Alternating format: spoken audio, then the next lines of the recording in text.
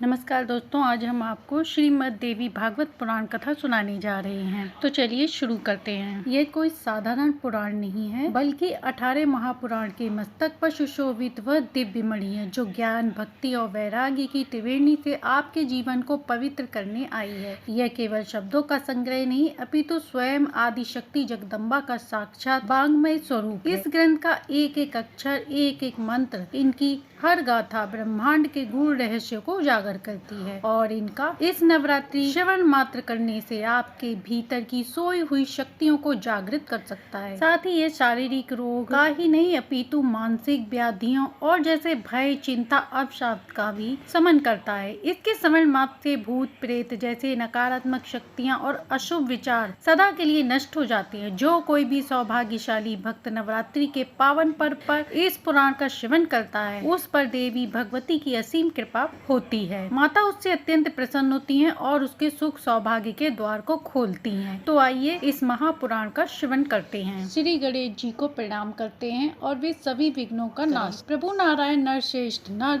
माता सरस्वती और व्यास जी को नमन करके पुराण और इतिहास आदि ग्रंथों का पाठ करना चाहिए, जिनकी पूजा करके स्वयं ब्रह्मा जी इस संसार के सृजनकर्ता बने, भगवान विष्णु पालन करता हुए और भगवान शिव संहारक बने। योगी जन जिनका ध्यान करते हैं और तत्व मुनिगण जिन्हें पारा मूल प्रकृति कहते हैं, वह जगत जननी भगवती जो स्वर्ग और मोक्ष का मार्ग दिखाने वाली हैं, हम उन्हें प्रणाम करते हैं। एक बार नैमिषारण्य में सौनिक आदि ऋषियों ने वेदों के ज्ञाता मुनि सूत जी से कहा, हे महामते, कृपया उस महापुराण का वर्णन कीजिए जो स्वर्ग और मोक्ष को सुख देने वाला है, जिससे भगवती की महिमा का विस्तार से वर्णन किया गया है और जिसका श्रवण करने से भक्ति उत्पन्न होती है। सूत जी बोले, इस महाभागवत नामक गोपनीय पुराण का वर्णन सबसे पहले भगवान शिव ने महर्षि नारद के लिए किया था। फिर भगवान व्यास ने इसे भक्तिनिष्ठ महर्षि जैमिनी को सुनाया और अब मैं आप लोगों को इसका वर्णन सुना रहा हूँ। इसे गुप्त रखना चाहिए और बिना आवश्यकता इसे प्रकट नहीं करना चाहिए।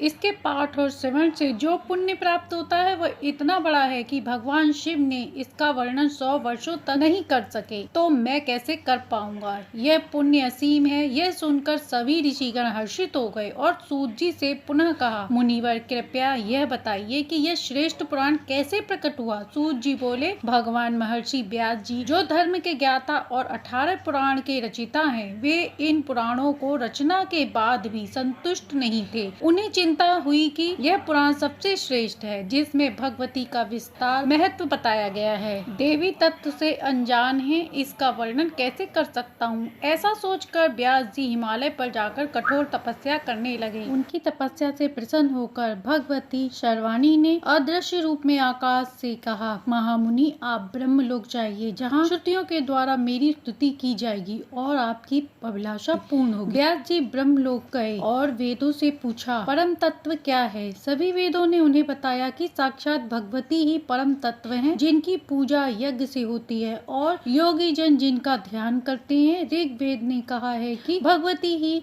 वह परम तत्व है, जिससे समस्त जगत प्रकट होता है। यजुर्वेद ने कहा, यज्ञों के माध्यम से जिनकी पूजा होती है वे भगवती ही हैं। सामवेद ने कहा, जो समस्त जगत को धारण करती हैं वे भगवत। अथर्ववेद ने कहा, भगवती दुर्गा ही परम ब्रह्मा है। यह सुनकर ब्रह्मा जी ने निश्चय कर लिया कि भगवती दुर्गा ही परम ब्रह्म है। इनके बाद श्रुतियों ने सच्चिदानंद स्वरूपनी शुद्ध और सर्वशक्तिमयी भगवती का स्तवन किया और वे प्रकट हुई। उनके रूप का तेज हजारों सूर्य की तरह था। वे सिंह पर विराजमान थी और कभी कभी शव पर भी सवार होती थी। उनका रूप क्षण क्षण में बदलता रहता था, कभी 2, कभी 4, कभी 18, कभी अनगिनत भुजाओं वाला। वे कभी विष्णु जी के साथ लक्ष्मी, कभी कृष्ण जी के साथ राधा और कभी शिव के साथ गौरी के रूप में दिखाई देती। व्यास जी ने उनका दर्शन किया और उनके परम ब्रह्म स्वरूप को जानकर जीवन मुक्त हो गए। तब भगवती ने उन्हें अपने चरणों में स्थित कमल का दर्शन कराया, जिससे उन्होंने महाभागवत पुराण को देखा। व्यास जी ने उसे प्रकाशित किया और मुझे सुनाया। अब मैं आपको इस पुराण का वर्णन कहूँगा, आप इसे गुप्त रखें। इस पुराण का पुण्य 1000 अश्वमेघ यज्ञ और सैकड़ों वाजपेयी यज्ञ से भी अधिक है, और इस प्रकार महापापी प्राणियों की भी रक्षा के लिए इस पृथ्वी पर महाभगवत पुराण प्रकट हुआ। सूत जी बोले, अनेक कथाओं का श्रवण करने के बाद मुनि श्रेष्ठ जैमिनी ने भूमि पर दंडवत प्रणाम कर व्यास जी को सम्मान पूर्वक प्रणाम किया और उनके आदर से पूछा। जैमिनी बोले, समस्त वेदों के ज्ञाता मुनिवर, आपको प्रणाम है। महामुनि, इस संसार में आपसे श्रेष्ठ वक्ता और कोई नहीं है। आपके मुखवार बिंद से पुण्यदायी कथा सुनकर मैं कृतार्थ हो गया हूँ, इसमें कोई संदेह नहीं। अब एक और बात जो लंबे समय से मेरे मन में है, उसके बारे में सुनना चाहता हूँ। जगत की उत्पत्ति करने वाली, भक्तों के कष्टों को हरने वाली, तीनों लोकों की माता सच्चिदानंद स्वरूपा दुर्गा भगवती, जिनके चरणों को ब्रह्मा विष्णु महेश तथा अपने हृदय में धारण करते हैं, उनके अनुपम महात्म्य का आपने संक्षेप में वर्णन किया, लेकिन उनसे मेरी तृप्ति नहीं हुई, इसलिए कृपया अब आप उसका विस्तार से वर्णन कीजिए। मुनि श्रेष्ठ, आपको प्रणाम। यह मानव शरीर बहुत ही दुर्लभ है, जो सैकड़ों जन्मों के बाद प्राप्त होता है। जिसने इस जीवन में भगवती महात्म्य का श्रवण नहीं किया, उसका जीवन व्यर्थ है। व्यास जी बोले, महामती जैमिनी, आपने बहुत ही कल्याणकारी प्रश्न किया है, जिसके लिए आप साधुवाद के पात्र हैं। उस कथा को सुनकर महान पापी भी इस लोक में पुनर्जन्म से मुक्त हो जाते हैं और यहाँ तक कि ब्रह्म हत्या जैसे पापों से छुटकारा पा लेते हैं। मुनि ब्रह्म हत्या और अन्य पाप तब तक मनुष्य को नहीं छोड़ते जब तक वह भगवती चरित्र नहीं सुनता। यदि कोई पापी भी इस दुर्गा चरित्र का श्रवण करता है तो यमराज भी उसको दंड से छोड़कर उसके चरणों में गिर पड़ते। भगवती के अतुलनीय महात्मा को बताने में कोई भी सक्षम नहीं है, यहाँ तक कि भगवान शिव भी अपने 5 मुखों से उनका पूर्ण वर्णन नहीं कर सकते। भगवान शिव काशी में उन भगवती का तारक मंत्र मृतकों के कान में सुनाकर उन्हें मोक्ष प्रदान कर देते हैं। सभी वेदों की भगवती को मोक्ष देने वाले मानते हैं। भगवान शिव स्वयं वाराणसी में दुर्गा तारक मंत्र मृतकों को सुनाकर मोक्ष प्रदान करते हैं। मुनि श्रेष्ठ जैमिनी, आप उसे ध्यान पूर्वक सुनिए। मैं आपको शिव नारद संवाद के रूप में दुर्गा महात्म्य का विस्तार से वर्णन करूंगा। एक समय सभी देवता मंदराचल पर्वत पर एकत्रित हुए। वहाँ गंधर्व और ऋषिगण भी आए हुए थे। उस रमणी पर्वत की गंध दिशाओं को सुवासित कर रही थी। वहाँ भगवान कृष्ण और शिव उपस्थित थे, जिनको देखकर महर्षि नारद ने विनम्रता से शिव जी से प्रश्न किया। नारद जी बोले, हे देव, आप 3 लोकों में पूजनीय हैं और वास्तव में सभी तत्व के ज्ञाता हैं। केवल आप ही सही मायनों से ब्रह्मा हैं। कृपया मुझे बताइए कि तप द्वारा आपको पूजने योग्य देवता कौन है? व्यास जी बोले, इस प्रकार नारद जी के वचन सुनकर महादेव जी ने कहा, तात, आपने जो पूछा बहुत ही गोपनीय है, केवल मैं आपको यह अवश्य बताऊंगा। इसके बाद नारद जी शिव जी ने उन इष्ट देव का नाम जानने की प्रार्थना की। व्यास जी बोले, भगवान विष्णु ने भी नारद जी के लिए शिव जी से कृपा की याचना की। इसके बाद भगवान शिव ने नारद की प्रार्थना सुनकर भगवती दुर्गा के महत्व का वर्णन कहना आरंभ किया। श्री महादेव जी बोले, जो शुद्ध शाश्वत और मूल प्रकृति स्वरूपनी जगदम्बा है, वही साक्षात परम ब्रह्मा है और वही हमारी देवी भी है। जिस प्रकार ये ब्रह्मा विष्णु और मैं स्वयं शिव इस संसार की उत्पत्ति, पालन और संहार के कार्य में लगे हुए हैं, उसी प्रकार अनेक ब्रह्मांडों से बसे करोड़ों प्राणियों की सृष्टि, पालन और संहार का विधान वही महेश्वरी करती हैं। निराकार रहते हुए भी महादेवी अपनी लीला से शरीर धारण करती हैं। उन्हीं के द्वारा इस संसार की रचना होती है, पालन होता है और अंत में वही संहार भी करती हैं। उनके द्वारा ही यह संसार मोह में फंसता है। प्राचीन काल में वही भगवती लीला से दक्ष की पुत्री, हिमवान की बेटी और अपने अंश से विष्णु जी की पत्नी लक्ष्मी, ब्रह्मा की पत्नी सावित्री और सरस्वती के रूप में प्रकट हुई। नारद जी बोले, हे देवेश, यदि आप मुझसे प्रसन्न हैं और आप मुझसे प्रेम रखते हैं तो कृपया विस्तार से बताएं कि किस प्रकार यह प्रकृति रूपा पूर्ण प्राचीन काल में दक्ष की कन्या के रूप में प्रकट हुई और भगवान शिव ने किस प्रकार उन्हें अपनी पत्नी के रूप में पाया। वेद व्यास जी बोले, राजन, देवी में आपकी सच्ची निष्ठा भक्ति है, अतः आप धन्य हो,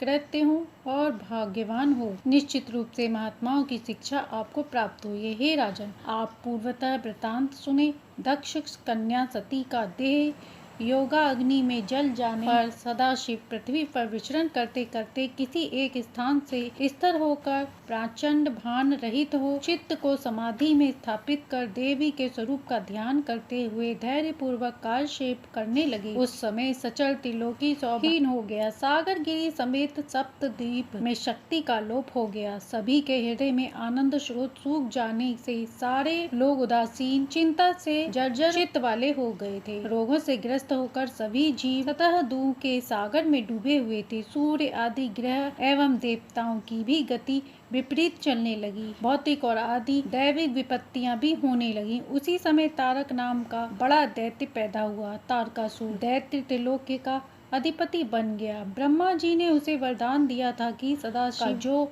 औरस पुत्र होगा वही उसे मार सके, अन्य कोई। इस प्रकार ब्रह्मा जी द्वारा मृत्यु विधान होने से एवं शिव का औरस पुत्र की अंश भावना से वह दैत्य अधम होकर गर्जना करने लगा। उस तारकासुर के उपद्रव के कारण सभी देवता लोग निज स्थान से भ्रष्ट हो गए। शिव जी के औरस पुत्र कैसे हो, इसको लेकर दूर निवार चिंता में आकुल होने लगे। वे सोचने लगे कि शिव जी की पत्नी ही नहीं है, औरस पुत्र कैसे हो, इसको लेकर दूर निवार चिंता से आकुल होने लगे। हम भाग्यहीन का कार्य कैसे सिद्ध होगा। इस प्रकार अति चिंता मग्न सभी देवताओं ने वैकुंठ में जाकर एकांत में विष्णु भगवान से इस बात का निवेदन किया। विष्णु जी इसका उपाय बताने लगे। भगवान विष्णु बोले, मनोरथ की पूर्ति करने में कल्प वृक्ष के समान एवं महामंगल करणी मणि धूप निवासिनी भगवती भुवनेश्वरी जब साक्षात विद्यमान है तो आप सभी इससे चिंतातुर क्यों हो रहे हैं। उन जगदम्बा ने ही हमारी उपेक्षा की है और यह भी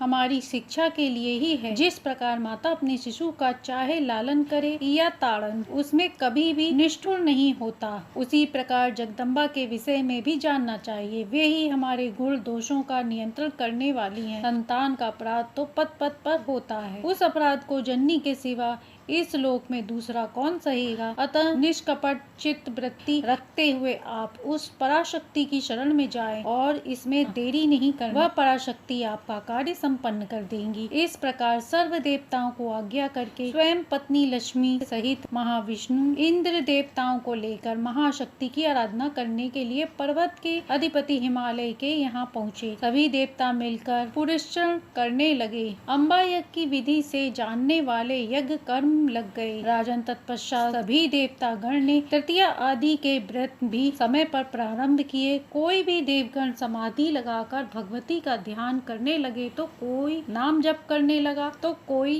देवी के सूक्तों का पाठ करने लगा, तो कोई देवी की नामावली का अर्चन करने लगा। कोई देवगण मंत्रों की उपासना में तत्पर होते हुए, कोई कृष्ण चंद्रायन आदि नियम पालन में, कोई अंत योग करने लगे, तो कोई न्यास आदि सभी प्रमाद छोड़कर पराशक्ति की पूजा करने लगे। इस तरह समय बीत गया और आकस्मिक चैत मास के शुक्ल पक्ष की नवमी तिथि को शुक्रवार के दिन देवताओं ने सम्मुख व उत्कृष्ट प्रकाश उत्पन्न हुआ, जिसका वर्णन वेद ही कर सकता है। चारों दिशाओं में स्थित मूर्तिमान चारों वेद जिनकी स्तुति कर रहे थे, उस तेजोमय स्वरूप का प्रकाश करोड़ों सुई के समान था और उसकी शीतलता करोड़ों चंद्रमा के समान थी। जिस तेज का नाप ऊंचाई में, चौड़ाई में तथा मध्य में लिया नहीं जा सकता, वह तेज करोड़ों विद्युत के समान कांति वाला और अरुण आभा से युक्त था। उसका न कोई आदि था न कोई अंत। इसमें हस्तपाद आदि अंग नहीं थे, अतः कह नहीं सकते थे कि वह स्त्री है या पुरुष या नपुंसक। हे राजा, जिसकी प्रभा से सभी देवताओं के नेत्र चकाचौंध हो गए। जब दोबारा धैर्य धारण करके देवताओं ने पुनः देखा, तब वही तेज दिव्य मनोहर स्त्री के रूप में प्रतीत हुआ। नव यौना स्वरूपिणी उस कुमारी देवी के अंग अत्यंत रमणीय एवं सुकुमार थे। उनके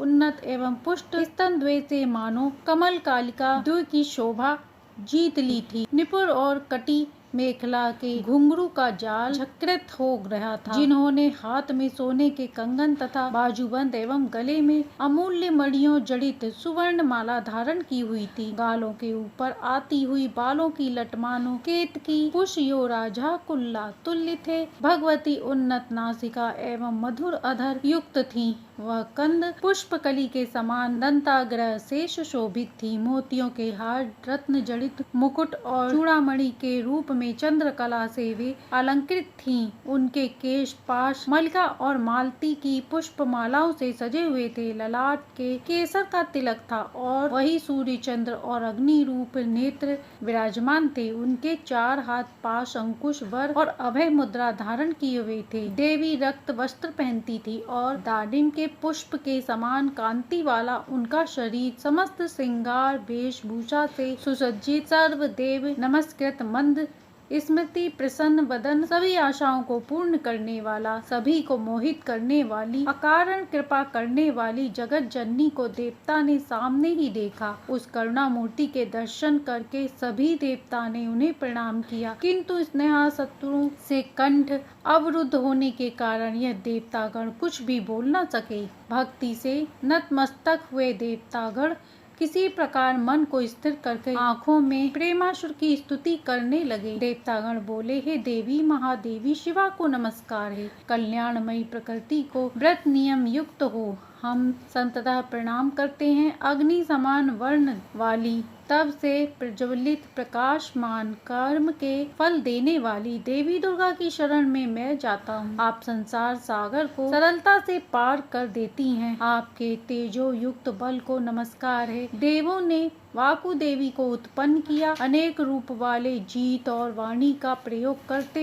हैं। वह भाव भरी हमारी स्तुति से संतुष्ट हैं। वह नारूपी केनु क्षण हमारे पास आए और हमारे लिए अभिष्ट भोग व ज्ञान सामग्री प्रदान करें। आप कालरात्रि स्वरूपनी है, जिनकी ब्रह्मा ने स्तुति की। श्री वैष्णवी, कार्तिकेय की माता, सरस्वती माता, अदिति, दक्ष कन्या, सती आदि आपके ही पावन रूप हैं। उस परम कल्याणमयी देवी को हम प्रणाम करते हैं। हम महालक्ष्मी को जानते हैं। उस सर्वशक्तिमय देवी का हम ध्यान करते हैं। वह देवी हमें ज्ञान की प्रेरणा से अनुग्रहित करें। स्थूल उपाधि विराट स्वरूपनी उस देवी को नमस्कार है। सूक्ष्म जगत अभिमानी सूत्र आत्मा मूर्ति को नमस्कार है। परम कारण भूता अव्यावहारिक आदि रहित परम ब्रह्मा स्वरूपनी उस देवी को नमस्कार है। जिसके अज्ञान से जैसे रज्जु में सर्प, पुष्प माला आदि भ्रम से भाषित होते हैं, वैसे ही भगवती को नहीं पहचानने से जगत भाषित होता है और उसके ज्ञान से जगत भ्रम का लय भी होता है। उस भुवनेश्वरी देवी की हम स्तुति करते हैं। अन्नमय्या, मनोमय, विज्ञानमय और आनंदमय इस पंचकोश से जो परे है, जागृत, स्वप्न, शुद्ध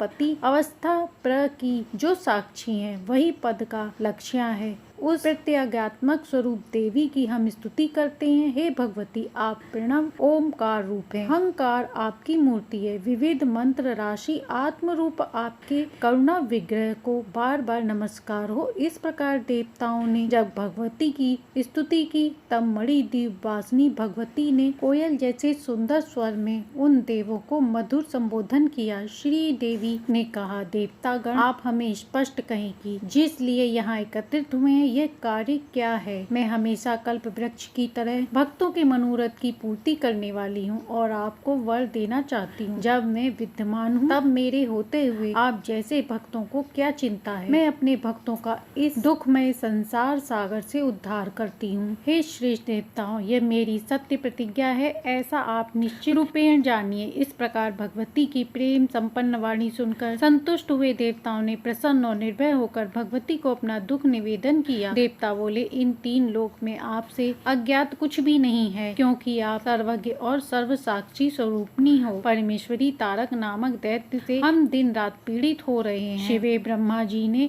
ऐसा विधान किया कि शिव जी के और पुत्र के हाथों उसका वध होगा। महेश्वरी, आप यह भी जानती हैं कि शिव जी की पत्नी नहीं है। अंबिके सर्वज्ञ के पास पामर लोग क्या निवेदन कर सकते हैं। हमें जो निवेदन करना है वह क्या आपसे अधिक है। यहाँ तक तो हमने संक्षेप में बता दिया। अब शेष जो बचा है उस पर तो आप ही विचार कर लीजिए। अंबिके, आपके चरण बिंदों में हमारी भक्ति सर्वदा अविचल रहे। मुख्यतः तो इतना सिर्फ ही हमें मांगना है, दूसरा तो सिर्फ देह निर्वाह के कारण ही हम मांग रहे हैं। इस प्रकार देवता की वाणी सुनकर जगदम्बा ने कहा, मेरी शक्ति गौरी हिवा के घर शीघ्र ही अवतरित होगी। आप उस गौरी को शिव जी के प्रति विवाह में देना। वह गौरी आपका कार्य सिद्ध करेगी। मेरे चरण बिंद से आपकी भक्ति आदर पूर्वक सेवन से बढ़ती रहे। हिवा अत्यंत भक्ति युक्त मन से मेरी आराधना करता रहे, अतः उसके घर मेरा जन्म होना मैं अपने लिए प्रियकर मानती हूँ। इस प्रकार जगदम्बा का बड़ा अनुग्रह करने वाला यह वचन हिवा ने भी सुना। प्रेमा अश्रु से उनके नेत्र भर गए और कंठ अवरुद्ध हो गए। उन्होंने महारानी जगदम्बा के प्रति इस प्रकार निवेदन किया। हिमालय बोले, आप जिसे अनुग्रहित करने की इच्छा करती हो उसे महान बना देती हो। यदि ऐसा न होता तो कहाँ जड़ और स्थावर स्वरूप मैं और कहाँ सतचित स्वरूपनी आप हैं। निर्दोष ब्रह्मा स्वरूपनी 100 जन्मों के अश्वमेघ आदि पुण्य से अथवा समाधि जन्म कृत्य से यह तो असंभव है कि मैं आपका पिता बन सकूं। हिवा के घर जगदम्बा कन्या के रूप में अवतरित हुई।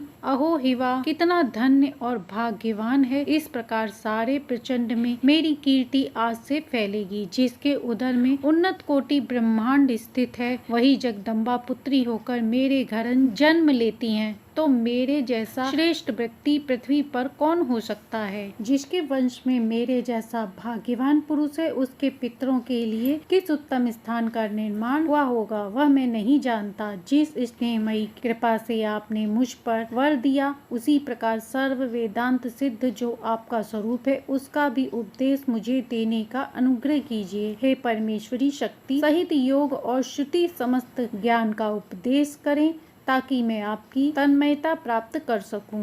इस प्रकार प्रथम अध्याय पूर्ण हुआ। अब सुनते हैं दूसरा अध्याय। संबित स्वरूप निरूपण श्री देवी ने कहा, हे देवगण, मेरे इन वचनों को आप सब सावधानी से सुने। इसे श्रवण मात्र से ही स्वरूप ज्ञान प्राप्त हो सकता है। सृष्टि के पूर्ण में ही और कुछ नहीं था। हे हिमालय, अब मेरा आत्मरूप चित्त संबित परम ब्रह्मा आदि नामों से जाना जाता है। वह तत्व किसी तर्क या और निर्देश का विषय नहीं है। इसकी कोई उपमा नहीं हो सकती। किसी भी प्रकार विकार या दोष से अंश स्पष्ट है। उस ब्रह्मा तत्व की स्वतः सिद्धि शक्ति माया कहीं जाती है। माया को न सत्य कह सकते हैं न असत्य। दोनों एक दूसरे के विरुद्ध होने से उभय रूप सदा सत्य हो नहीं सकता। सब तरह से इन कोटियों से विलक्षण वस्तु माया होती है। मेरी यह माया सहज रूप से हमेशा मेरे साथ रहती है। जैसे अग्नि के साथ उष्णता, सूर्य के साथ धूप, चंद्र के साथ चंद्रिका, प्रलय काल में इसी माया के अंदर सारे जीव उनके कार्य एवं युगा काल परिमाण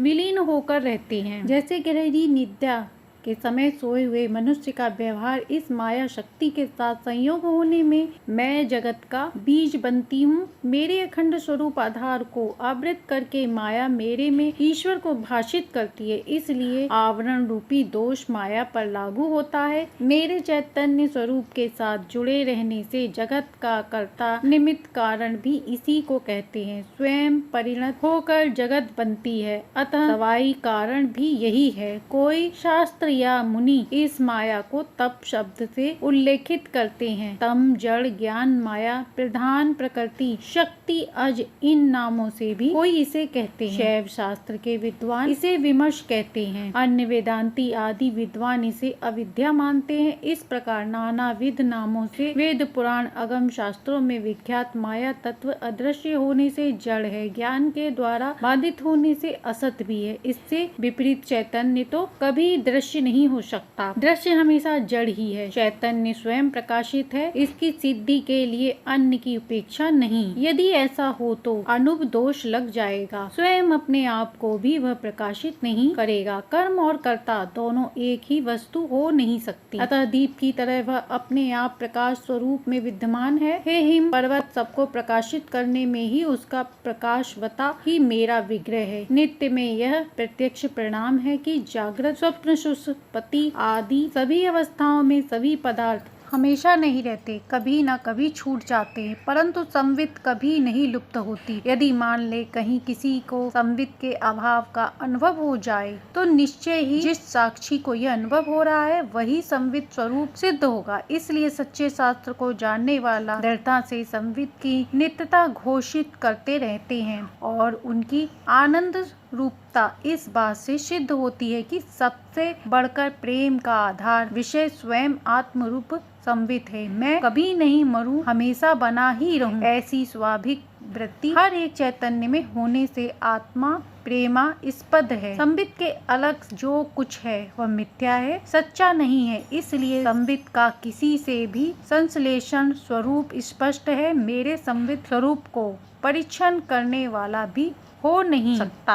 मिथ्या होने से संबित का ज्ञान आत्मा का धर्म नहीं हो सकता, क्योंकि धर्म या गुण नष्ट होने पर संबित जड़ सिद्ध हो जाएगी। जड़ का विश्लेषण ज्ञान ऐसा भी मान नहीं सकते, क्योंकि परस्पर विरोध है, ऐसा कहीं देखा भी नहीं गया। चैतन्य का कोई धर्म नहीं हो सकता, क्योंकि एक चैतन्य से दूसरे चैतन्य को अलग करने वाला सिद्ध नहीं होता। इन सब बातों से निश्चित होता है कि आत्मा हमेशा ज्ञान सुख स्वरूप ही रहता है। वह सत्य रूप और असंग है एवं द्वैत जाल से रहित है। जब परमात्मा की अपनी माया शक्ति तत्व की विवेचना से दूर होकर अविद्या काम कर्म प्रवाह से युक्त होती है, तब परमात्मा सृष्टि करने की इच्छा वाला बन जाता है।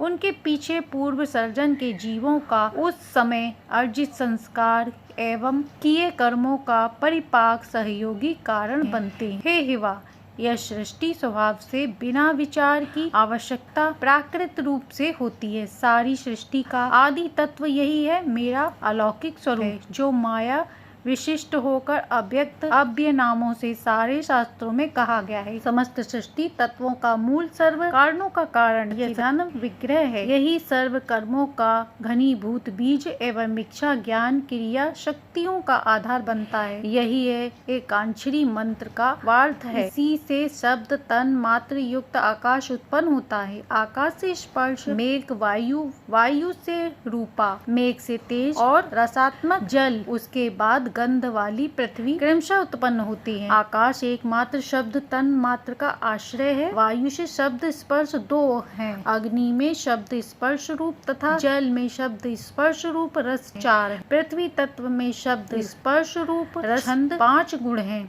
इन्हीं पंचभूत एवं तन मात्राओं से ईश्वर का समष्टि लिंग शरीर बना है, जिसे महत या सूत्र आत्मा भी कहते हैं। परमात्मा की यह सूक्ष्म देह सभी में व्याप्त है। इसका कारण शरीर पहले अव्यक्त के नाम से वर्णित हो चुका है। इसी लिंग शरीर उत्पन्न होता है और सारे जगत का भी यही बीज है। पूर्व उक्त पंच महाभूतों से पंची कारण प्रतिक्रिया द्वारा स्थूल पंच महाभूतों का निर्माण जिस प्रकार होता है, उसका मैं वर्णन करती हूँ। पूर्व उक्त पंचभूतों में हर एक का 2 संभाग करें। हे पर्वतराज, हर एक के दूसरे अर्थ भाग को पुनः 4 संभागों में विभाजित कर इन 4 अंशों को शेष 4 महाभूतों के प्रथम अभिभाज्य अर्थ भाग से जोड़ देने से पांचों में गुणों का मिश्रण हो जाता है। इन पंचीकृत स्थूल पंच महाभूतों से ही परमात्मा का यह दृश्यमान विश्व रूपी विराट देता है। प्रत्येक महाभूतों के सत्वाची के समूह ही सत्वाची जब विषयों के बारे में विकल्पों को छोड़कर संशय रहित एक दृढ़ निश्चय पर आता है, तो उसे बुद्धि कहते हैं। जब अंतकरण पूर्वानुमान हो जाता है, प्रत्येक महाभूतों के रजों से 5 कर्मेंद्रिय निर्मित होती हैं। पांचों के रजों को मिलकर प्राण को उत्पन्न करते हैं। यह प्राण 5 प्रकार का हृदय में, प्राण गुदा में, अपान नाभि में, समान कंठ देश में, उदान और सारे शरीर में संचरण करने वाला ज्ञान, यह प्राण वायु के ही 5 प्रकार हैं। 5 ज्ञानेंद्री, 5 कर्मेंद्री, 5 प्राण, मन और बुद्धि, इन 17 अंग सहित मेरा लिंग शरीर या सूक्ष्म शरीर है। हे पर्वतराज, अब प्रकृति के 2 प्रकार का वर्णन सुनो। एक माया, दूसरी अविद्या। माया सत्व गुण वाली है, अविद्या में तीनों गुण मिले हुए हैं। माया अपने प्रकाश आत्मिक सत्व गुणों से जिस ब्रह्मा पर आश्रित है, उसको तिरोहित होने देती नहीं। उस माया में परमात्मा प्रतिबिंब होता है तो ईश्वर कहलाता है। उसको अपने माया आश्रय परमात्मा होने का ज्ञान रहता है। वही सर्वज्ञ सर्वकर्ता और उस सबका अनुग्रह करने वाला है। परंतु हे हिमालय, अविद्या में प्रतिबिंब चैतन्य तो जीव बन जाते हैं, जो सारे दुखों का आश्रय होता है। ईश्वर और जीव दोनों का आध्यात्म स्थूल सूक्ष्म कारण देह प्राप्त है। देहांत के अभिमान के अनुसार ईश्वर जीव के 3 नाम हो जाते हैं। कारण शरीर वाला जीव प्राज्ञ है, सूक्ष्म शरीर वाला तेजस एवं स्थूल देही विश्व, इसी प्रकार ईश्वर भी क्रमशः ई सूत्रा आत्मा विराट, यह 3 नाम वाला कहा गया है। इसमें जीव व्यष्टि रूप है और ईश्वर समष्टि रूप है। सर्वेश्वर भगवान ही साक्षात जीवों पर कृपा करने की इच्छा से नाना भोगाश्रय शरीर वाले विश्व की विविध प्रकार से रचना करते हैं। हे गिरीश्वर, यह ईश्वर मेरे अखंड रूप में ही भास है और मेरी शक्ति से ही प्रेरित होता है। इस प्रकार द्वितीय अध्याय पूर्ण हुआ। अब सुनते हैं तृतीय अध्याय। विराट स्वरूप दर्शन देवी ने कहा, मेरी माया शक्ति के द्वारा ही सभी चराचर जगत की रचना होती है। वह मायावी परमार्थ दृष्टि से मेरे से सर्वथा अलग नहीं है। व्यवहार दृष्टि में ही इसका विद्या माया आदि संज्ञा से शास्त्रों में उल्लेख है। तत्व दृष्टि में केवल एक ब्रह्म तत्व ही है, जिसके अतिरिक्त कुछ भी नहीं। इस प्रकार समस्त जगत का सर्जन करके उसी में मैं प्रवेश करती हूँ। हे हिमालय, माया एवं संततः कार्य काम कर्म आदि को साथ लेकर प्राण को गति साधन रूप से आगे करके यह मेरा प्रवेश चित्रदायी चिट्टूपी मेरा जीव रूप से एक देह छोड़कर दूसरे में प्रवेश करना संभव हो, इस हेतु ही प्राणादि उपाधियों का स्वीकरण में विभाज्य होते हैं। घड़ा, मकान, पेटी आदि परिच्छेद को लेकर भिन्न भिन्न प्रतीत होता है, उसी प्रकार माया जनित उपाधि भेदों से भी भिन्न भिन्न दिखाई देती हूँ। उत्तम कमल, पुष्प आदि तथा निकृष्ट मल आदि पदार्थों को प्रकाशित करते हुए भी सूर्य ऊंच नीच नहीं बनता, उसी प्रकार मैं भी शरीर आदि विषय संपर्क के कभी यत किंचित भी दूषित नहीं हो। आत्मबुद्धि जिसकी आच्छादित है, ऐसे लौकिक जन मेरे में बुद्धि आदि उपाधियों का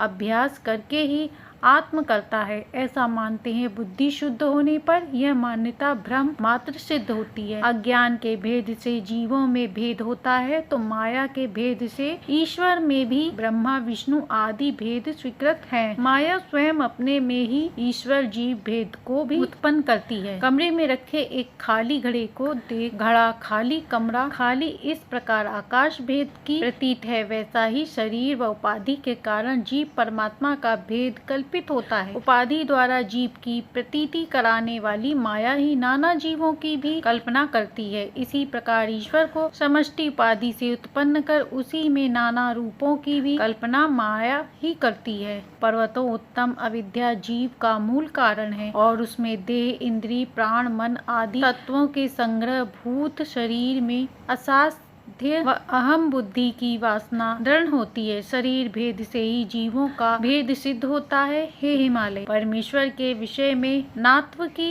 कल्पना सत रज गुण भेद को लेकर माया करती है। चैतन्य रूप में मैं इन सब को ओतप्रोत करती हूँ। मैं समष्टि कारण उपाधि युक्त ईश्वर हूँ। समष्टि सूक्ष्म को लेकर सूत्र आत्मा हूँ। मैं ही समष्टि स्थूल उपाधि की अभिमानी विराट आत्मा बनती हूँ। ब्रह्मा, विष्णु, रुद्र, गौरी, ब्राह्मी, वैष्णवी आदि मेरी विभूति हैं। सूर्य, तारा, चंद्र आदि दिव्य ज्योति मैं ही हूँ। मैं ही पशु, पक्षी, चंडाल और क्रूर कर्मा, व्यग्र, सकर्म वाला, सज्जन आदि रूप हूँ। स्त्री, पुरुष, नपुंसक आदि भेद भी मैं निसंशय में एक ही हूँ। यथाचित कहीं कोई वस्तु दिखाई देती या सुनने में आती है, चाहे बाह्य जगत में या आंतरिक अनुभूति में, उन सब में सर्वदा मैं व्याप्त होकर रहती हूँ। मेरे रहित कोई भी वस्तु चराचर जगत में नहीं है।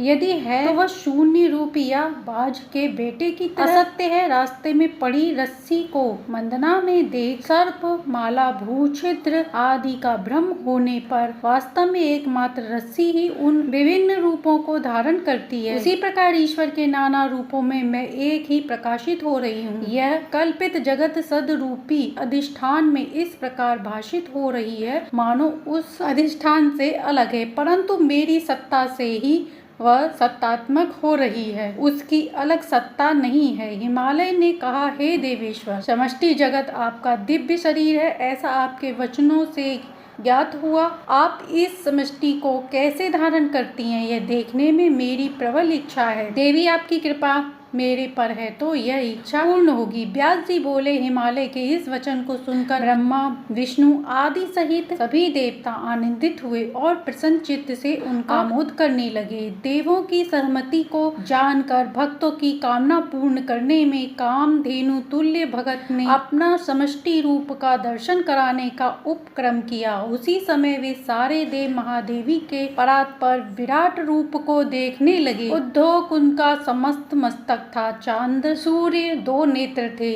दिशाएं कान थे, वेद ही वाणी बना था, वायु तत्व उनका प्राण था, उनके हृदय स्थान को विश्व कहते हैं। पृथुल होने से पृथ्वी जंघा जैसी लग रही थी, नाभि में आकाश था, नक्षत्र मंडलों का ज्योति चक्र वक्ष स्थल था, महलों गर्दन बना हुआ था, जन लोक मुख था, सत्यलोक रूपी मूर्धा के नीचे तपोलोक ही ललाट था, इंद्र दिग्पाल भुजाएं बने थे। उस महेश्वरी के कान शब्द तन मात्रा थी, ना सत्य दशर नामक दो अश्विनी कुमार नासिका हृदय रूप स्थित थे। गंध तन मात्रा को ज्ञानी लोग उनकी नासिका मानते हैं। अग्नि ही मुख था, दिन रात्रि पलके थी, भ्रकुटी में ब्रह्मलोक, तालु में जल तत्व, जहवा में रस, तन मात्र थी, दाढ़ में यमराज स्थित थे। स्नेह कला यह दांत बनी थी माया, उनकी मुस्कान थी, कटाक्ष दृष्टि में स्वर्ग था, लज्जा लोभ महेश्वरी के दो आंख के रूप में थे, पीठ में अधर्म था, उपस्थ में ब्रह्मा एवं उदर में सागर था। पर्वत ही देवी भगवती की हड्डियां थी, नदियों को नाड़ी रूप, वृक्षों को रोम रूप मानते हैं, बादल उनके केश थे। हे राजन, वह विराट शरीर संध्या रूपी दो उज्ज्वल वस्त्रों में आवृत था। उनकी पर्यटन गति को कुमार यवन जरा तीन अवस्थाएं झलकती थी।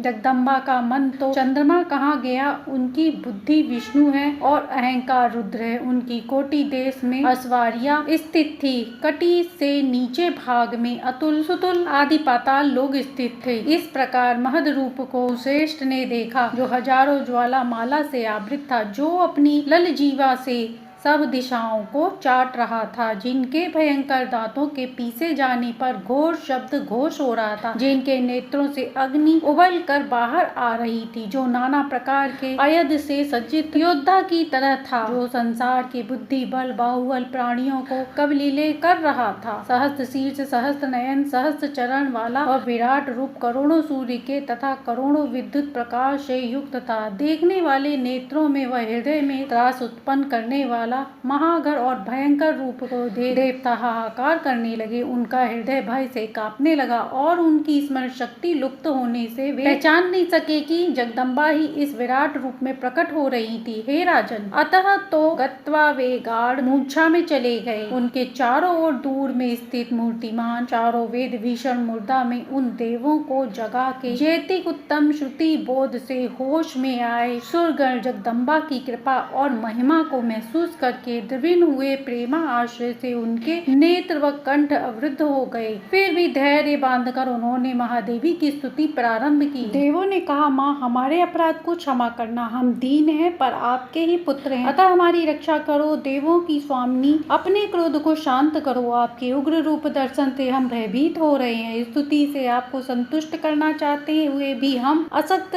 देव आपके उचित स्तोत्र कैसे कर सकते हैं। आपके इस दिव्य विराट स्वरूप के पराक्रम को जानने में आपके निकट वाले प्राचीन मुनि भी असमर्थ नहीं है, तो नीचे की श्रेणी में अर्वाचीन कालों उत्पन्न हमारी समझ का वह विषय कैसे हो सकता है। आप भुवनेश्वरी हैं, सर्व वेदांत दर्शन से सिद्ध होने वाला सच्चिदानंद ब्रह्मा तत्व है। ओंकार और हीकार आपके ही शब्द विग्रह हैं। आपको हम बार बार नमस्कार करते हैं, जिससे अग्नि सूर्य चंद्र तीनों ज्योति प्रकट होती है, जिससे सारे वनस्पति आदि अन्न उत्पन्न होते हैं। वो सर्वात्मक है, जिस आदि कारण से देव सांध्य मनुष्य एवं पशु पक्षी उत्पन्न होते हैं, उस सर्वा को नमस्कार है। प्राण अपान आदि जीवनदायी वायु विशेष, गेहूं आदि खाद्य पदार्थ, तप श्रद्धा रथ ब्रह्मचर्य आदि धर्म एवं विनय, यह सब जिसको लेकर ही प्रवृत्त है, उस ब्रह्मा स्वरूपनी को बार बार नमन। प्राणा अग्नि की सप्त शिखा स्वरूप इंद्रिय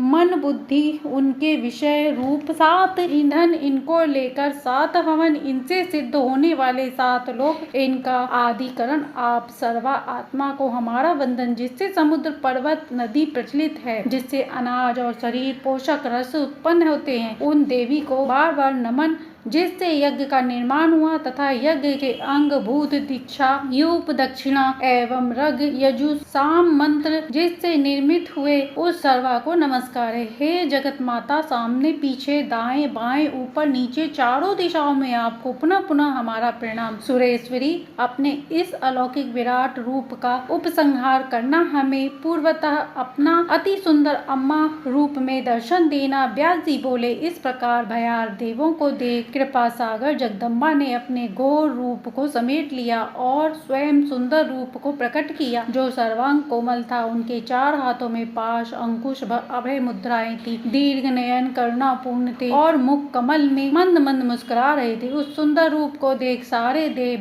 भय रहित व शांत चित हो गए। उन्होंने भगवती को प्रणाम किया और हर्ष गदागद वाणी से जय जयकार करने लगे। अब सुनते हैं 4था अध्याय। मार्गश्री देवी ने कहा, कहाँ मेरा महान अद्भुत रूप, कहाँ आपका कमजोर भाग्य, फिर भी आपके प्रति वात्सल्य भाव के कारण मैंने यह रूप आपको प्रदर्शित किया। मेरी कृपा के बिना और किसी भी उपाय से इस विराट सबको देखना संभव नहीं। न वेद अध्ययन, न योगाभ्यास से, न दान या तप या पूजा के प्रभाव से। हे पर्वतराज, मुख्य प्रसंग में आए विषय को मैं बताती हूँ, सुनो। दहादराय को जीव प्राप्त होते हैं और सुख दावक से लिप्त होते हैं। उस सुख के संस्कार से प्रवृत्ति निवृत्ति रूप कर्म पूर्ण होते हैं और उनके फलस्वरूप फिर शरीर प्राप्ति सुख दुखा अनुभूति होती है। अरहट के चक्के की तरह इस संसार का चक्र अविराम चलता रहता है। इसका मूल अज्ञान है, उसी से कामना और कर्म उत्पन्न होते हैं। अतः संसार बंधन मुक्ति के इच्छुक पुरुष को चाहिए कि अज्ञान को नष्ट करने का सही उपाय करें। इसी से मनुष्य जन्म की सफलता है, पुरुषार्थ प्रयासों की पूर्णता एवं जीवन मुक्ति की अनुभूति भी इसी से है। अज्ञान नाश में केवल ज्ञान की ही संभावना से सामर्थ्य है। हिमालय अज्ञान नाश में कर्म और उपासना की अशक्यता नहीं है, क्योंकि इसका अज्ञान से विरोध नहीं, विपरीत वे अज्ञान के पोषक हैं। अनर्थ का मूलभूत कर्म अनिवार्य रूप से प्रत्येक शरीर में होते रहते हैं। कर्म से राग एवं क्रोध लोभा आदि द्वेष होते हैं और उनके महान अनर्थ की परंपरा चालू रहती है। इसलिए साधक पूर्ण सर्व प्रयत्न से ज्ञान का संपादन करें। कर्म की भी आवश्यकता है, क्योंकि शास्त्रों में भी विहित धर्म कार्य करते हुए ही जीवन यापन करो, ऐसा विधान किया गया है। परंतु केवल ये मुक्ति ज्ञान से ही होता है, ऐसा भी वचन है। इसलिए मुक्ति से ज्ञान के साथ उसका कार्य करते हुए जीवन यापन करो, ऐसा विधान किया गया है। परंतु कैवल्य ज्ञान मुक्ति से ही होती है, ऐसा भी वचन है। इसलिए मुक्ति में ज्ञान के साथ उसका सहकारी कर्म भी साधना है। ऐसा कोई विद्वान अपने मत का पक्ष रखते हैं, यह उचित नहीं, क्योंकि ज्ञान और कर्म में विरोध है। कर्म हृदय ग्रंथि को दृढ़ करता है और ग्रंथि का छेदन करता है। प्रकाश और अंधकार जिस प्रकार एक साथ ही जगह संभव नहीं, उसी प्रकार कर्म और ज्ञान की स्थिति है। विशाल बुद्धि हिमालय सारे शास्त्र कर्म चित्त की शुद्धि के लिए तब तक ही उन्हें प्रयत्न पूर्वक करना चाहिए। मन का निग्रह, शम, इंद्रियों का निग्रह, दम, कष्टों को चिंताओं विलाप रहित होकर सहन करना, तितिक्षा एवं विषय भोग में विरक्त आदि शुद्ध चित्त के लक्षण हैं। इनकी प्राप्ति पर्याप्त कर्म उपयोगी, उसके बाद नहीं। चित्त शुद्धि पूर्ण होने के बाद अरत्र यादि से मुक्ति के लिए संन्यास व्रत लेकर आत्मन साच श्रोत्र ब्रह्मनिष्ठ गुरु के शरण में जावे। निष्फल मश भक्ति पूर्वक उनकी सेवा करते हुए प्रमाद रहित होकर उनसे महावाक्य का अर्थ विचार पूर्वक नित्य वेदांत श्रवण करे। तत्वमस्यादि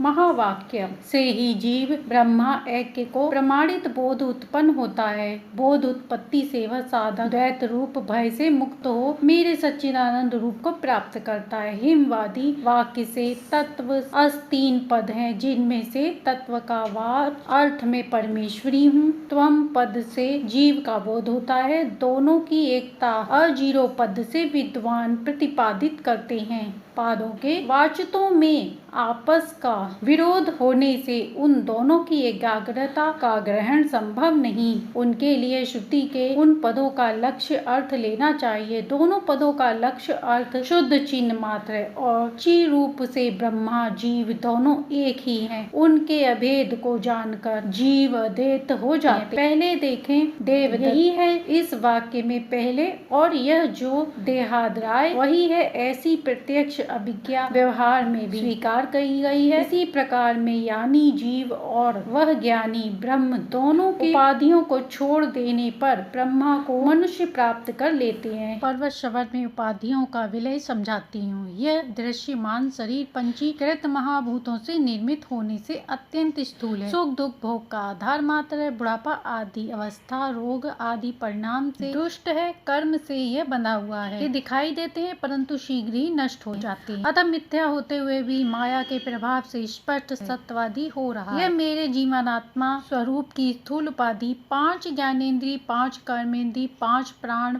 मन और बुद्धि, इन एक तत्वों का संग्रह राशियों द्वारा सूक्ष्म शरीर कहा गया है। यह अपंचिरा है और सुख दुख का कारण यही है। जीवात्मा की सूक्ष्म उपाधि है। हे पर्वत श्रवण, आत्म स्वरूप की विस्मृति रूप ज्ञान आदि और निर्वाचन के योग्य नहीं है। मायामय ही जीवात्मा की तीसरी करण उपाधि है। तीनों उपाधियों का ज्ञान द्वारा विलय होने पर केवल आत्म स्वरूप में हूँ यह भान रह जाता है। स्थूल सूक्ष्म कारण देह के अंदर जीवात्मा को पंचकोश से अवृत भी मानते हैं। पंचकोश का निषेध श्रुति हो के नेति नेति आदि वाक्यों द्वारा होने पर पंचकोश अधिष्ठान रूप ब्रह्मा की अनुभूति होती है। वही मेरा वास्तविक रूप है। यह ब्रह्म रूप आत्मा न जन्म लेती है न ही इसकी मृत्यु होती है। कुछ बनकर ही कुछ अस्तित्व में आती है। ऐसा भी नहीं, यह आत्मा पहले भी थी। अजन्मा नित्या परिणामहीन शरीर के विलय पर यह विलीन नहीं होती। कोई सोच में इस आत्मा को मार दूं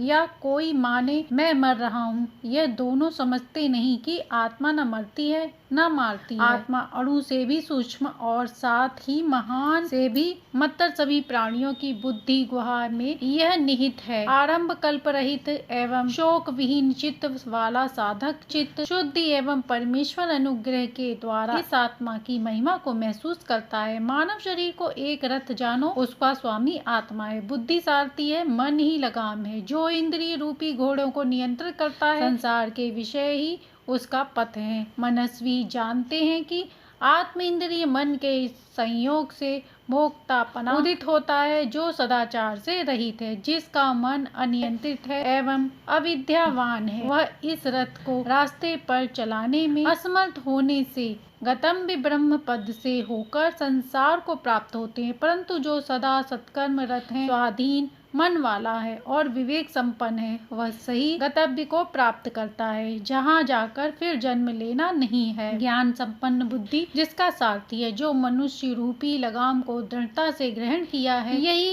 इस साधन मार्ग को पार करते हैं, उस परम पद तक पहुँचते हैं जो मेरा ही स्वरूप है। इस प्रकार श्रुति के वचन एवं स्वयं की युक्ति से अपने आत्म स्वरूप का निश्चय कर ध्यान से मेरे आत्म रूप की भावना करो। पहले ध्यान सिद्धि के लिए देवी प्रणव के मंत्र एवं वाच का प्रयोग करके अपने में ही उनके 3 अक्षरों की भावना इस प्रकार करो। आकार स्थूल देह है, 3 अक्षरों से स्थूल सूक्ष्म कारक आत्मा की भावना करें। तत्पश्चात बुद्धिमान पुरुष समष्टि एवं व्यष्टि की एकता का ध्यान करें। समाधि के साथ 8 अंग होते हैं, जिनको योगी योग साधना में अपनाते हैं। यम रूपी प्रथम योगा इन 10 साधनों में से सिद्ध होता है। अहिंसा, सत्य, अस्तेय, चोरी का वर्जन, ब्रह्मचर्य, दया, आर्जव, कुटिलता का वर्जन, क्षमा, धैर्य, मिताहार, शौच, शुद्धता का पालन। हे पर्वत राज, तत्पश्चात संतोष, अस्ति, दान, देव पूजन, वेदांत का श्रवण, अनाचार से लज्जा, विचार पूर्वक प्रवृत्ति, मंत्र जप, हवन करना,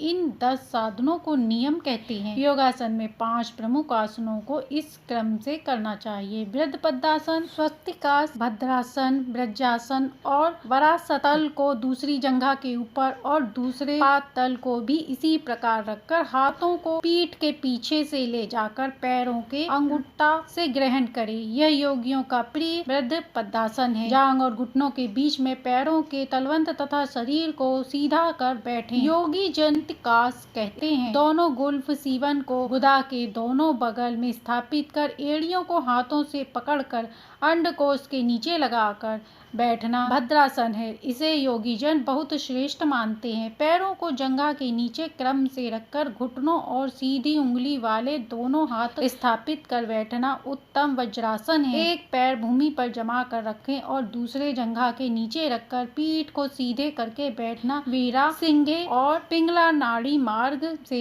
32 मात्र से रेचन करें। इसको योग के परिज्ञान विद्वान प्राणायाम कहते हैं। बार बार अभ्यास करके बाह्य कुंभक भी इसी मात्रा परिणाम में कर सकते हैं। मात्राओं को भी 12 से 16 इस क्रम में बढ़ा सकते हैं। इस अभ्यास को प्रवादी मंत्रों के जप या ध्यान के साथ करें तो सगर्भ प्राणायाम कहा जाता है। विषयों में विचरण करने वाली इंद्रियों को बलपूर्वक विषयों से हटाकर मन अंदर स्थापित करना प्रत्याहार साधन।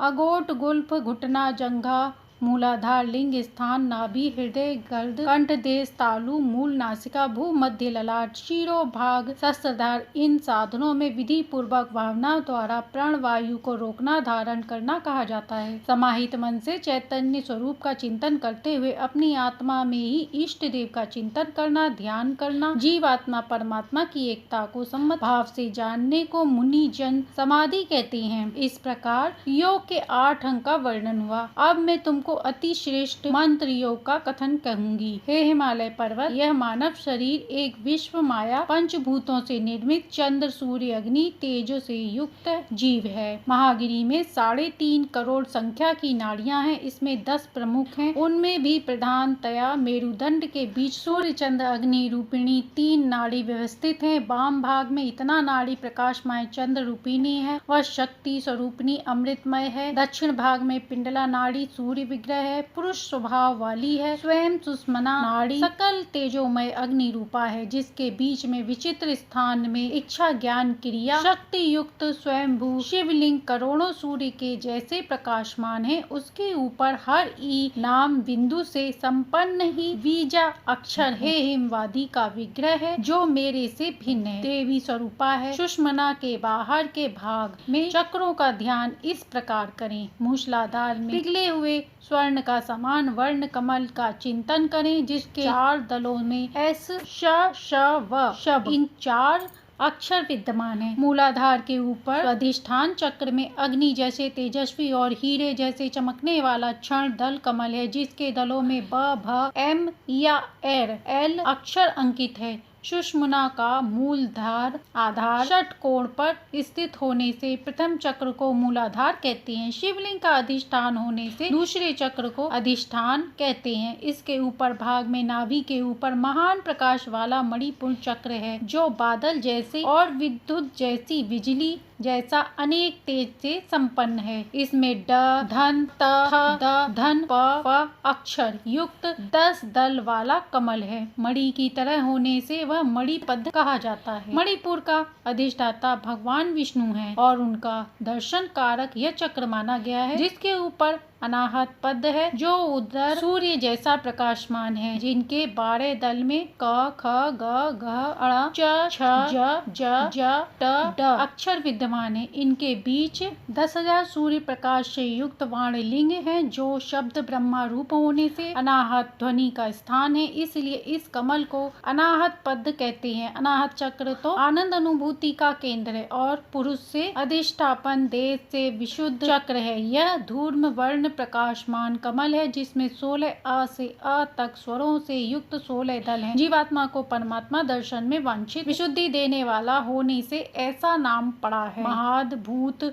विशुद्ध पद आकाश तत्व का अभिमानी है। उससे भी ऊपर आत्मा से अधिष्ठान हक्ष को अक्षर से युक्त 2 दल हैं। इस सुमनोहर चक्र में अलौकिक विधि से परमात्मा आज्ञा से संक्रमण होता है। इसका कारण इसे आज्ञा चक्र कहते हैं। इसके ऊपर कैलाश चक्र और उससे परे रोधनी चक्र है। सुंदर व्रत पालन करने वाले हिमालय इस प्रकार सुषुम्ना स्थित आधार चक्रों का हमने वर्णन किया। इन सबसे परे बिंदु स्थानीय सहस्रार चक्र है। इस प्रकार अति योग श्रेष्ठ मार्ग का मैंने कथन किया। पहले प्राणायाम के बल से मूल आधार में मन को स्थापित करें। इस प्रकार गुदालिंग के मध्य भाग में स्थित कुंडली शक्ति को आकुंचन आदि बोधित चित्ता से स्थित लिंगों पर पार करते हुए उसे बिंदु चक्र तक ले जाएं। सहस्त्र में शिव के साथ यहाँ प्राप्त हुई चैतन्य शक्ति मई कुंडली का ध्यान करें। महामाया योग सिद्ध देने वाली पराशक्ति को उस शिव ऐक्य से पिघले लाक्षा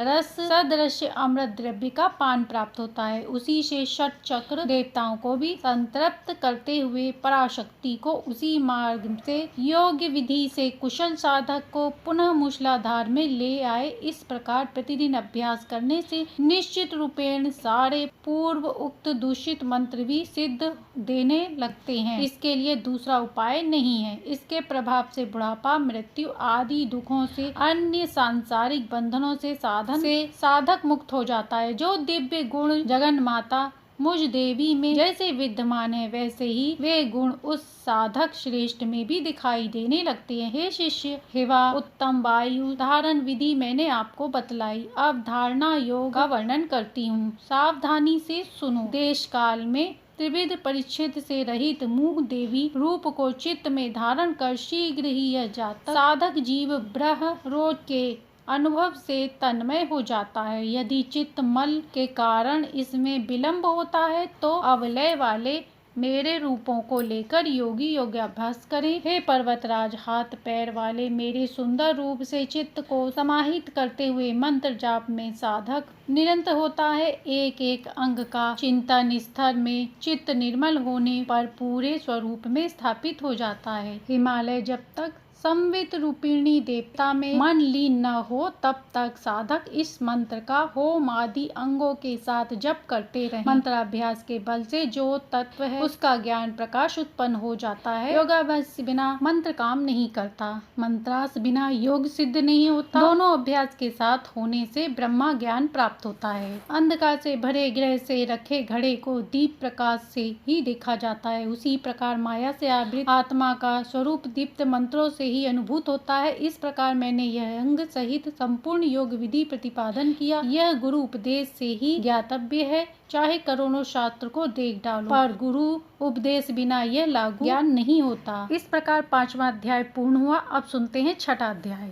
ब्रह्मा भय श्री देवी ने कहा, हे पर्वतराज, इस प्रकार के योगाभ्यास में तत्पर साधक निष्ण सहज भक्ति से युक्त होकर उचित आसन में बैठकर मेरे ब्रह्म स्वरूप का ध्यान करे। सर्वव्यापी महत्व रूप वाला एक चैतन्य प्रकाश है जो मानव के हृदय गुहा में प्रकट होता है। उसी में संसार के चराचर पदार्थ स्थापित है, जो सत प्रकट और असत अप्रकृति से अधिक तेज वाला है और अणु से भी अनुत्तर सूक्ष्म है। इसमें सारे भुवन और उसमें रहने वाले प्राणी प्रतिष्ठित। उस ब्रह्म को मेरे रूप से जानना चाहिए। वही अक्षर ब्रह्म है, वही प्राण है, वाणी मन आदि भी वही है। अमृत स्वरूप प्रकट सत्य वही है। हे शिष्य, वही एकमात्र जानने योग्य और उसको तीर से लक्ष्य वेधन जैसे ताड़ का प्रयास करो।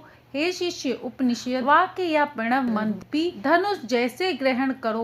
उपासना से तीक्ष्ण बुद्धि को महान बनाकर उस बाण से लक्ष्य का अनुसंधान करो। उस अक्षर की भावना रूपी प्रत्यंचा में एकाग्र चित्त लगाकर चित्त को खींच कर छोड़ो और अक्षर ब्रह्मा लक्ष्य का वेधन करो। प्रणव ही धनुष है, बुद्धि शर है, ब्रह्म लक्ष्य है। प्रमाद रहित होकर अनुसंधान और ताड़न का अभ्यास कर लक्ष्य वेधन होने पर शर जैसे उसी में लगा रहता है। वैसे तुम ब्रह्मा के साथ तन्मय होकर रहना। जिस तत्व में दलो पृथ्वी अंतरिक्ष आदि जगत विस्तार समाहित है, उसमें ही सारे प्राण इंद्रियां मन तह प्रोत हैं। उस एक अखंड आत्मा तत्व का साक्षात्कार करो और अन्य वार्ता आदि लोक व्यवहार को त्याग। यही उत्तम तत्व प्राप्ति का एकमात्र साधन है। जैसे चक्र नाभि में सारे आर्य समर्पित हैं, वैसे ही हृदय में चेतना से चरण मार्ग भूत सारी नाड़ियों केंद्रित है। उस हृदय में चैतन्य आत्म बहुत प्रकार से भाषित होता रहता है। ओम का जप करते आत्मा का ध्यान आप साधक करते रहेंगे तो सारे अंधकार अज्ञान के परे चले जाएंगे। आपका कल्याण होगा। हृदय रूपी ब्रह्मपुर में में दिव्य चिदान तथा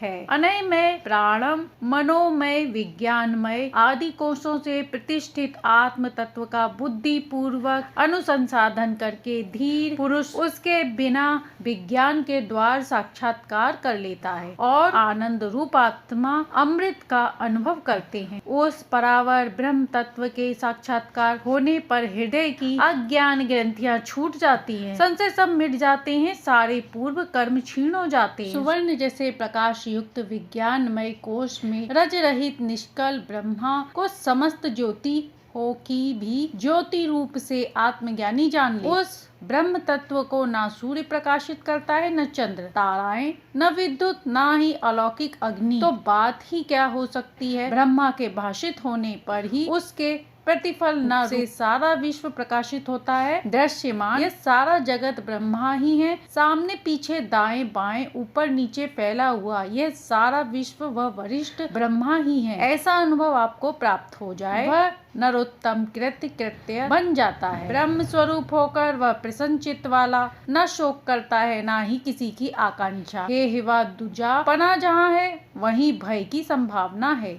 ब्रह्मा के द्वैत का भाव होने से ब्रह्मा वेदन निर्भय हो जाता है। उसको न मेरा वियोग होता है न मुझे ही उसका वियोग। हिमगिरी वह ब्रह्मा ज्ञानी मेरा ही स्वरूप और मैं स्वयं उनके रूप में हूँ, ऐसा तुम निश्चित जानो। जहाँ तुम्हारे स्वरूप को जानने वाला मेरा भक्त रहता है वहीं मेरा दर्शन होता है। मैं न तीर्थ में रहती हूँ, न कैलाश, न बैकुंठ जैसी किसी जगह पर, किंतु मेरे स्वरूप ज्ञान संपन्न के हृदय कमल मध्य में ही मेरा निवास है। एक बार भी मेरे ज्ञानी भक्त की अर्चना हो तो यह करोड़ों देवी पूजा के समान फल देने वाली हो। उस ज्ञानी भक्त का कुल पाप निर्मल मुक्त हो जाता है। उसको जन्म देने वाली माता भी कृतज्ञ हो जाती है। जिस ज्ञानी का चित्त चिन्ह मात्र तत्व में लीन हो गया है उसको धारण करने वाली पृथ्वी भी पुण्यवो। तम हिवा आपने जो ब्रह्म ज्ञान का प्रश्न किया उसका उत्तर मैंने दे दिया। आगे कुछ कहने का शेष भी अपने जय पुत्र को भक्ति युक्त शीलवान पुरुष को आज्ञाकारी शिष्य को ही यह उपदेश देना चाहिए, अन्यथा कभी भी नहीं। जो साधक अपने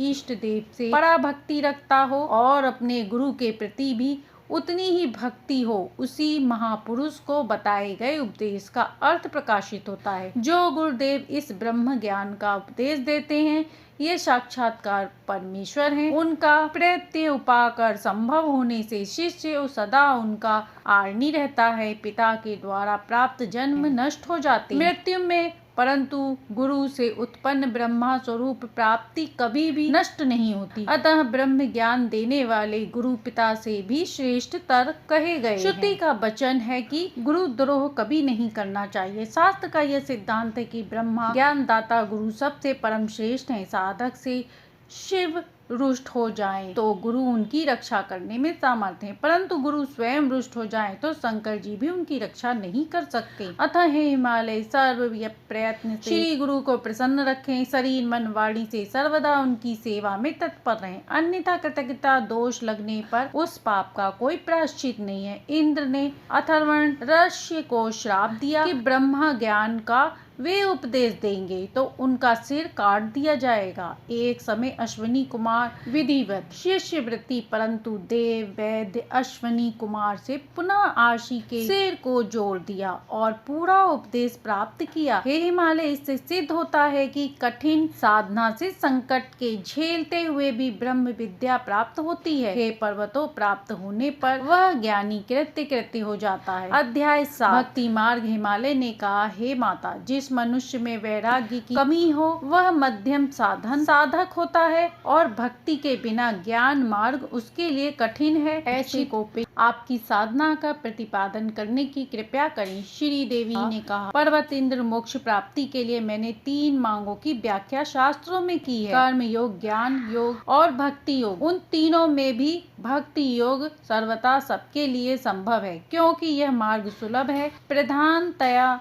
मनोभाव पर ही निर्भर है, स्वतंत्र है और शरीर मन की पीड़ा से वर्जित है। यह भक्ति मनुष्यों के गुण भेद से 3 प्रकार की मानी जाती है। जिस भक्ति साधना में भक्त दिखता है और ईर्ष्या, क्रोध पर पीड़ा, प्रवृत्ति आदि भावना का मिश्रण है। वह तामसी साधना है। यदि साधक पर पीड़ा को छोड़कर अपने कल्याण के लिए ही भक्ति करता है, परंतु मन में यश, कामना, लोभ, लोलुपता एवं तत्त विषय प्राप्ति का उद्देश्य है, या नित्य सकाम उपासना में ही लगा रहता है, या तीव्र भक्ति होते हुए भी उपास्य मेरे स्वरूप को अपने से अलग जानकर भेद बुद्धि से करता हो, तो वह भक्ति राशि कही जाती है। वेदोक्त कर्म मुझे नित्य करना चाहिए। कर्म परमेश्वर की अर्चना भी हो सकती है और कर्म से पाप का क्षय भी किया जाता है। इससे मेरे प्रति प्रीति के लिए सारा कर्म करता है। तो हे हिवा, वह भक्ति सात्विकी होती है। यह भक्ति भेद बुद्धि और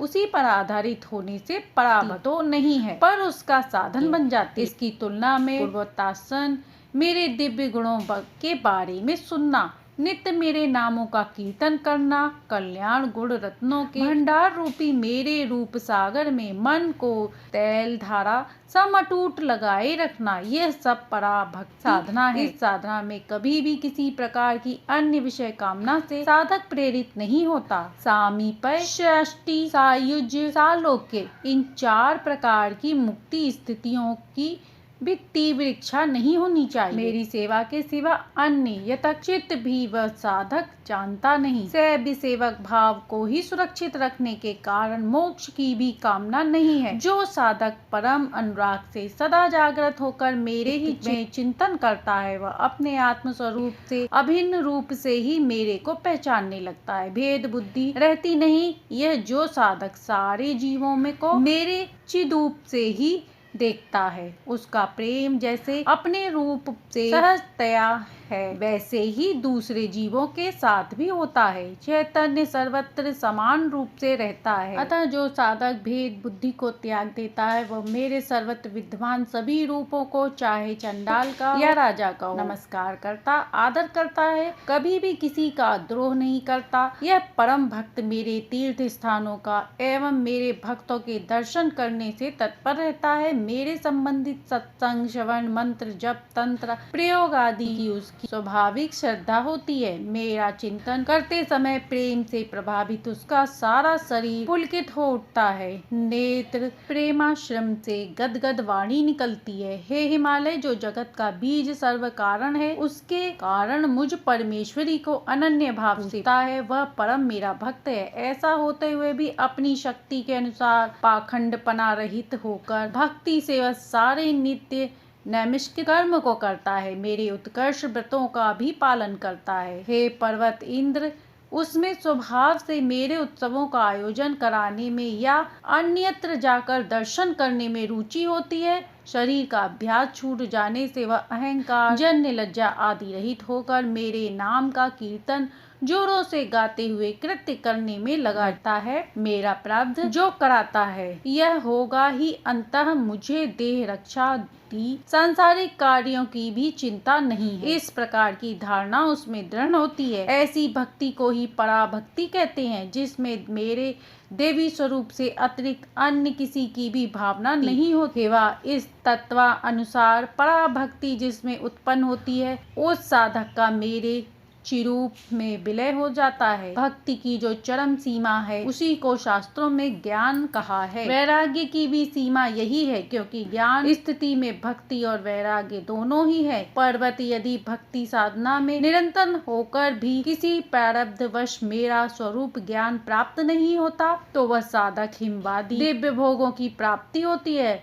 उस लोक में ही मेरे चिरूप का सम्यक ज्ञान उत्पन्न हो जाता है। उस ज्ञान के कारण तुरंत वह मुक्त हो जाता है, क्योंकि ज्ञान के सिवा मुक्ति का और कोई दूसरा कारण हो ही नहीं सकता। यदि मनुष्य लोक में ही प्रत्यगाणु मेरे सन्वित स्वरूप का ज्ञान हो जाता है, तो उस ज्ञानी का प्राण कहीं निकल कर जाता ही नहीं, क्योंकि ब्रह्म ज्ञानी ब्रह्म ही होते हैं। ज्ञान से केवल आत्मज्ञान का नाश होता है, और जो पहले से प्राप्त था उस आत्मा की प्राप्ति मानी जाती है। जैसे किसी का स्वर्ण हार खो गया और बहुत खोजने के बाद अपने गले में उसको पाकर मिल जाता है, ऐसा कहा जाता है। हे पर्वतों, मेरा स्वरूप अविद दोनों वर्ग से भिन्न विलक्षण है। इसका अनुभव अपने अंदर ही मानव साधक स्पष्टतया कर सकता है। जैसे दर्पण में अपने मुख प्रतिबिंब का पितृलोक में आत्मदर्शन जल में प्रतिबिंब की तरह है, मेरे दिव्य लोक में स्वच्छ भान होता है। जैसे धूप में छाया एवं सूर्य प्रकाश अलग अलग दिखाई देता है, वैसा जड़ चैतन्य का भेद परंतु मेरे स्वरूप का भान द्वैत वर्जित है। ऐसा ज्ञान अवश्य होता है जो साधक तीव्र वैराग्यवान होते हुए भी यदि ज्ञान प्राप्ति के पूर्व ही शरीर छोड़ देता है तो वह ब्रह्मलोक निवासी बनकर कल्पा तक रहता है। उसके बाद शुद्ध चरण वाले श्रीमंत के ग्रह में जन्म लेता है और फिर से साधना जहाँ छूट गई वहाँ से प्रारंभ करके ज्ञान प्राप्त पर उसम लगा रहता है। हे पर्वतराज, परमात्मा ज्ञान एक जन्म में ही नहीं अनेक जन्मों में ही होता है, अतः सभी से उस ज्ञान के लिए सब प्रकार से प्रयास करना चाहिए। ऐसा नहीं तो महान हानि होगी, क्योंकि यह मानव जन्म फिर से मिलना दुर्लभ है। इसमें भी विप्रकुल में वेद शिक्षा कठिनाई से मिलती है। मिलने पर भी शम दम उप्रतितीक्षा श्रद्धा समाधान आदि अधिकार संपत्ति का अर्जन करना, उससे योगाभ्यास में सी को प्राप्त करना, योग्य शिष्य होकर उत्तम संबित गुरु की सन्निधि अनुग्रह का लाभ लेना, यह सब उत्तरोत्तर दुर्लभ है। अनेक जन्मों में पुण्य संचय से ही ऐसा जन्म मिलता है जिसमें शरीर को धर्म संस्कार एवं इंद्रियों को तेजस्विता उपलब्ध है और उनके प्रयोग में मोक्ष की इच्छा उत्पन्न होती है। इस प्रकार सफल साधन प्राप्त होने पर भी जो मनुष्य ज्ञान के लिए विशेष प्रयास नहीं करता उसका जन्म निरर्थक है। हे पर्वतराज, इसलिए यथाशक्ति ज्ञानार्थी के समान फल अवश्य प्राप्त होता है। जैसे दूध के कण में घी छिपा है, वैसे ही जगत की हर प्रतीति में आत्मविज्ञान रहता है। मन रूपी मथनी का प्रयोग करके विधिवत चिंतन साधन संतता करने पर वह साक्षात्कार होता है। सारे वेदांत शास्त्र डंका बजाकर घोषित करते हैं कि ज्ञान प्राप्ति से ही जन्म की कृतार्थ है। हेवा, सब कुछ मैंने संक्षेप में कथन कर दिया, और कुछ सुनना चाहते हो तो कहो। अब सुनते हैं अध्याय 8। इसमें हम देवी के क्षेत्र और व्रतों का वर्णन करेंगे। हिमवान बोले, पवित्र एवं आपको प्रिय प्रमुख कितने स्थान दर्शनीय हैं, वह आप मुझे कृपया करके बताइए। आपको प्रसन्न करने वाले जो व्रत एवं सब हैं, जिन्हें सुनने व करने से मनुष्य कृत्य हो जाता है, कृपया कर उनके बारे में आप मुझे बताइए। देवी ने कहा, क्योंकि मैं सर्व स्वरूपनी हूँ, इसलिए सभी दृश्य पदार्थ मेरे ही स्थान है, सभी काल व्रत स्वरूप हैं और सर्व समय योगोत्सव योग ही हैं। नगाधरा फिर भी भक्तों के प्रति अत्यंत वात्सल्य भाव से प्रेरित होकर उनमें से मैं कुछ चुनकर अब कहती हूँ। यह मेरा वचन आप सावधान होकर सुने। कोल्हापुर मेरा सबसे बड़ा स्थान है, जहाँ सभी काल में लक्ष्मी स्थित रहती हैं। सहाद्री में जहाँ परशुराम की माता रेणुका रहती हैं, वह मातपुर मेरा परम स्थान। मेरा तृतीय स्थान है तुलजापुर, चतुर्थ स्थान है सप्तसरंग। इसी प्रकार हींगलाज एवं ज्वालामुखी के स्थान है शाकंभरी, ब्राह्मणी, श्री रक्तदंतिका एवं दुर्गा के भी स्थान श्रेष्ठ। सर्वोत्तम स्थान विंध्यवासिनी का है। 12वां अन्नपूर्णा एवं 13वां स्थान उत्तम कांचीपुरम। 14वां भीमा देवी का उत्तम स्थान है। 15वां बिमला देवी का स्थान है। 16वां कर्नाटक में चंद्रकला देवी का महास्थान और 17वां कौशिकी माता का स्थान। 18वां नील पर्वत के ऊपर नीलांबर का उत्तम स्थान। 19वां जाम्बुंदेश्वरी का स्थान। 20वां स्थान है श्रीनगर।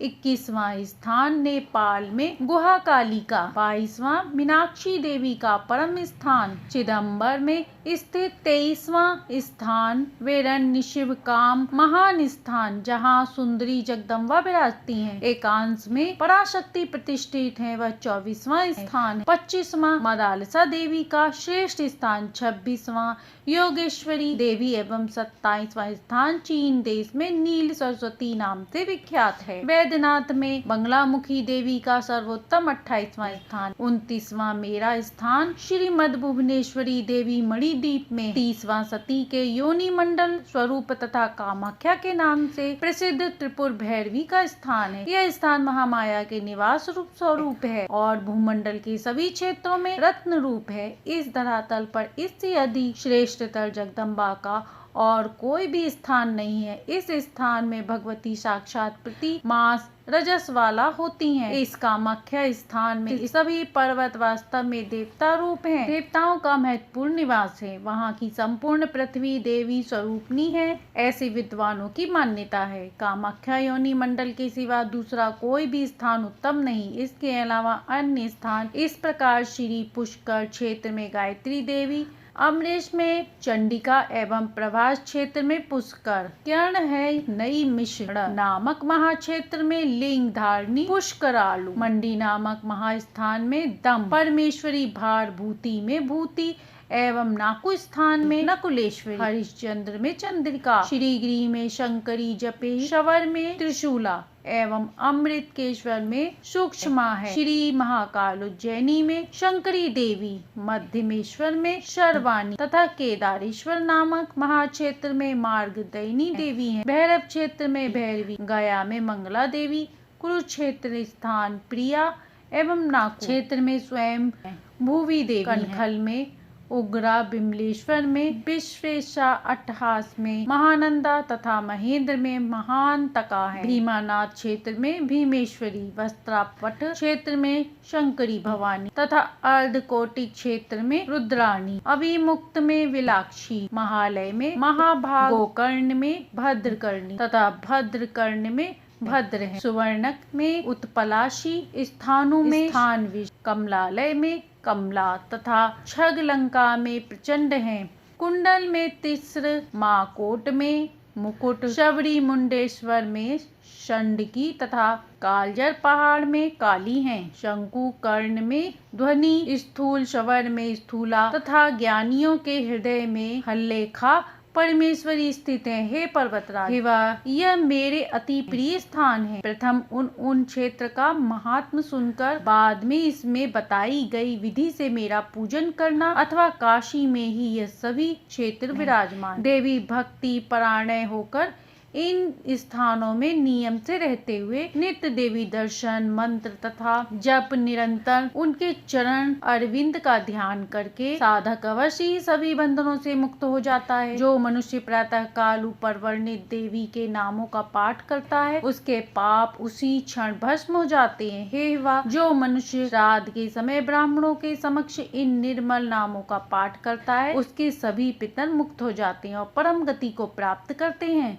हे सुब्रत, हेवा, अब स्त्रियों तथा पुरुषों को प्रयास पूर्वक करने योग्य मेरे व्रतों का वर्णन आपको बताती हूँ। अनंत तृतीया का व्रत, रस कल्याणी नामक व्रत, अर्धानंद कर तृतीय व्रत, शुक्रवार का व्रत एवं कृष्ण पक्ष की चतुर्थी का व्रत, मंगलवार का व्रत और प्रदोष का व्रत। प्रदोष काल में साक्षात महादेव उत्तम आसन पर विराजित कर देवताओं के साथ भगवती के सन्मुख नृत्य करते हैं। उस दिन उपवास करके प्रति रात्रि के आरंभ में प्रदोष काल में शिवा भगवती का पूजन करें। हे पर्वतों, हर पक्ष में ऐसा करना मेरा प्रीति। सोमवार का व्रत भी मुझे अत्यंत प्रसन्न करने वाला है। इसमें उपवास पूर्वक देवी पूजन करके रात्रि में भोजन करना चाहिए। अश्विनी एवं चैत मास की नवरात्रि का व्रत मुझे रुचिकर है, वैभवशाली हिवा। इसके सिवा अन्य नित्य और नई मिक व्रतों को भी मृत्यु मावान दान उत्सव को लेकर आगे शयन उत्सव, जागरण उत्सव, रथ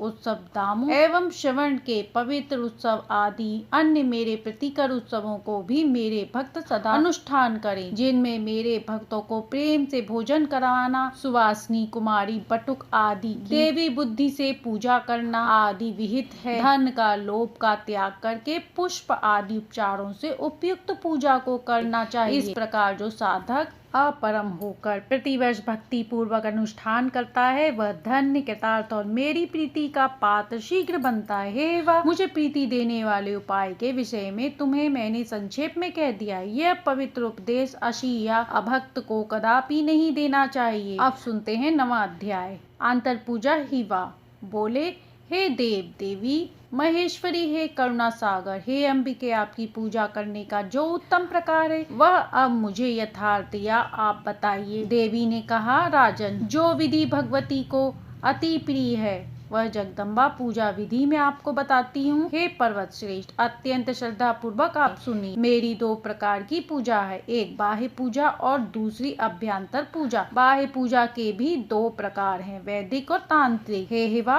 पूज्य मूर्ति भेद को लेकर वैदिक की पूजा के भी भेद हैं। जिन्हें विरोक्त दीक्षा प्राप्त हुई है उन वेदियों को वैदिक की पूजा करनी चाहिए, जिन्हें तंत्रों की दीक्षा प्राप्त हुई है उन्हें तांत्रिक पूजा करनी चाहिए। इस प्रकार विधि रहस्य को न समझने से एवं पूजा का रहस्य जाने बिना पूजा नहीं करनी चाहिए, क्योंकि विपरीत पूजा जो गूढ़ मनुष्य करेगा वह सर्वथा पतित हो जाएगा। अब मैं सर्वप्रथम वेद की पूजा विधि बताती हूँ। हे पर्वतराज, मेरा यह उत्तम विराट रूप आपने देखा। इसमें अनंत मस्तक, अनंत नेत्र, अनंत चरण थे, जो सर्व शक्ति युक्त, सर्व प्रेरक, परात्पर स्वरूप था। उसी को सदा पूजन, नमन, ध्यान व स्मरण करना चाहिए। यह मेरे प्रथम प्रकार की वैदिक पूजा का स्वरूप है। हे हिवा, शांति चित्त को एकाग्र करके एवं दंभ अहंकार आदि मुक्त होकर देवी पूजा में तत्पर रहना, उन्हीं की शरण में रहना, उनकी दृष्टि में ही जगत को देखना, उन्हीं का ध्यान जप करना, अनन्य प्रेम युक्त भक्ति के द्वारा मेरे तत्व भाव से परिपूर्ण हो, मेरे स्वरूप का ही आश्रय कर तप यज्ञ दान से परिपूर्ण करना। हे हिमवादी, प्राप्त करके आप मेरे अनुग्रह से संसार के बंधन से मुक्त हो जाएंगे। मेरे स्वरूप में सर्वदा तत्पर रहने वाले और मेरे ही चित्त को लगाने वाले भक्त श्रेष्ठ माने गए हैं। मेरी यह प्रतिज्ञा है कि मैं इन भक्तों का शीघ्र से इस संसार सागर में उद्धार करूंगी। हे राजन, निश्चित रूपेण वेदोक्त कर्म सहित ध्यान से अथवा भक्ति सहित ज्ञान से मेरी प्राप्ति होती है। केवल कर्मों से यह संभव नहीं, वैदिक धर्म पालन करने से भक्ति उत्पन्न होती है और भक्ति से ज्ञान के द्वारा परमार्थ प्राप्त होता है। श्रुति और स्मृति से जो विधान किया गया है वह धर्म है, और जो इतर शास्त्रों में करने को कहा गया है वह धर्माभास है। मेरी सर्वज्ञ एवं सर्वशक्तिमता वेदों की उत्पत्ति हुई है। मुझ में अज्ञान संभव है, अतः मेरे वचन स्वरूप वेद कभी भी अप्रमाण नहीं हो सकते। श्रुतियों के अर्थों को लेकर ही स्मृति शास्त्र प्रवृत्त हुए हैं, अतः मनु आदि की प्रमाणिकता इष्ट है। स्मृतियों में कहीं कहीं तंत्र ग्रंथों के अर्थ से प्रभावित होकर यदि वेद विरुद्ध धर्म कहा हो तो उतना अंश वेदियों को ग्रहण नहीं करना चाहिए। वेद ब्राह्मण अन्य शास्त्रों के वचन तत्व के अज्ञान से पैदा होने के कारण दोष युक्त हैं, अतः वे वचन प्रमाण नहीं माने जा सकते। अतः मुमुक्षों को धर्म के विषय में सर्वथा वेद का ही आधार लेना चाहिए। लोगों में साधारण राजा की आज्ञा का उन कभी नहीं करना चाहिए, तो सर्वेश्वरी की आज्ञा स्वरूप श्रुति का त्याग कैसे हो सकता है। मैंने मेरी आज्ञा रूपी वेद का रक्षण के लिए ब्राह्मण और क्षत्रियों की जातियां मेरे द्वारा निर्मित हुई हैं। इनके द्वारा श्रुति वचन में प्रतिपादित मेरा गूढ़ा जान सकते हो। जब जब धर्म की हानि और अधर्म की वृद्धि होती है तब तब वेद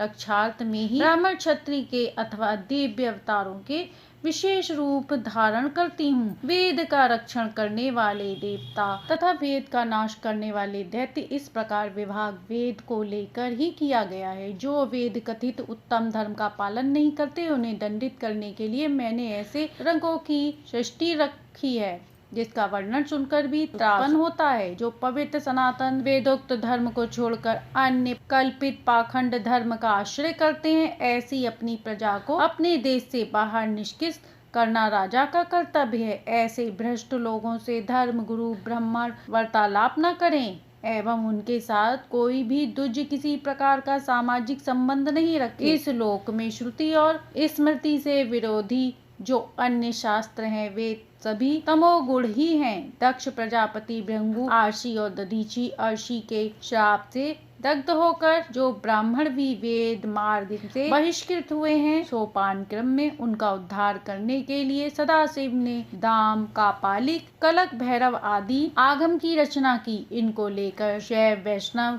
सौर, शाक्त एवं गाद पात्य मत वालों ने अपने अपने आगम का निर्णय किया है। उन आगम में किसी स्थान पर वेद से अवरुद्ध भागा नहीं जा सकता। उस भाग को लेने में वेदियों को कोई दोष नहीं लगता। किसी भी कारण वे वेद विरुद्ध अर्थ कई अनुसार कोई भी कार्य करने में द्विजवर्ण को अधिकार नहीं है। वेदाधिकार जिसको प्राप्त नहीं है वही तंत्र शास्त्र का अधिकारी होता है। अतः सर्व प्रयास पूर्वक वेद धर्म को मानने वाले वेदिक को वेद का ही आश्रय लेना चाहिए। वेद के कारण धर्म मार्ग का एवं परम ब्रह्म स्वरूप आक ज्ञान का भी प्रकाश प्राप्त होता है। सर्व प्रकार की तृष्णा छोड़कर मेरी ही शरण में रहकर जो साधक सर्व प्राणियों के ऊपर दया करते हैं उनमें अभिमान अहंकार का स्पर्श नहीं है। मेरा ही चिंतन है, मेरे को ही सभी क्रिया अर्पित करते हैं एवं मेरे दिए को कथन करने में प्रीति रखते हैं। वे चाहे सन्यासी हो, वानप्रस्थ, गृहस्थ या ब्रह्मचारी हो, भक्ति पूर्वक मेरे विराट स्वरूप की उपासना रूपी स्वर योग में सदा निरंतर करते हैं। इस प्रकार संततः मेरे भजन में नियुक्त भक्तों के अज्ञान रूपी अंधकार का मैं ज्ञान रूपी सूर्य के प्रकाश से नाश करती हूँ, इसमें कोई संशय नहीं है। हे हिमालय पुत्र, इस प्रकार प्रथम मुक्त वैदिक पूजा का स्वरूप मैंने संक्षेप में कहा। धातु आदि की मूर्ति में, अष्टदल वेदी में, सूर्य में, चंद्रमा में, जल में या कोई भी दिव्य प्रकृति प्रतीत हो में, यंत्र में, घट में, अंकित चिन्हों में या चित्र में अथवा स्वयं के विशुद्ध हृदय कमल में परात पर भक्ति का ध्यान करके देवी के उस रूप का पूजन करना चाहिए। पूजा मेरे सगुण करुणामय रूप का वर्णन इस प्रकार है।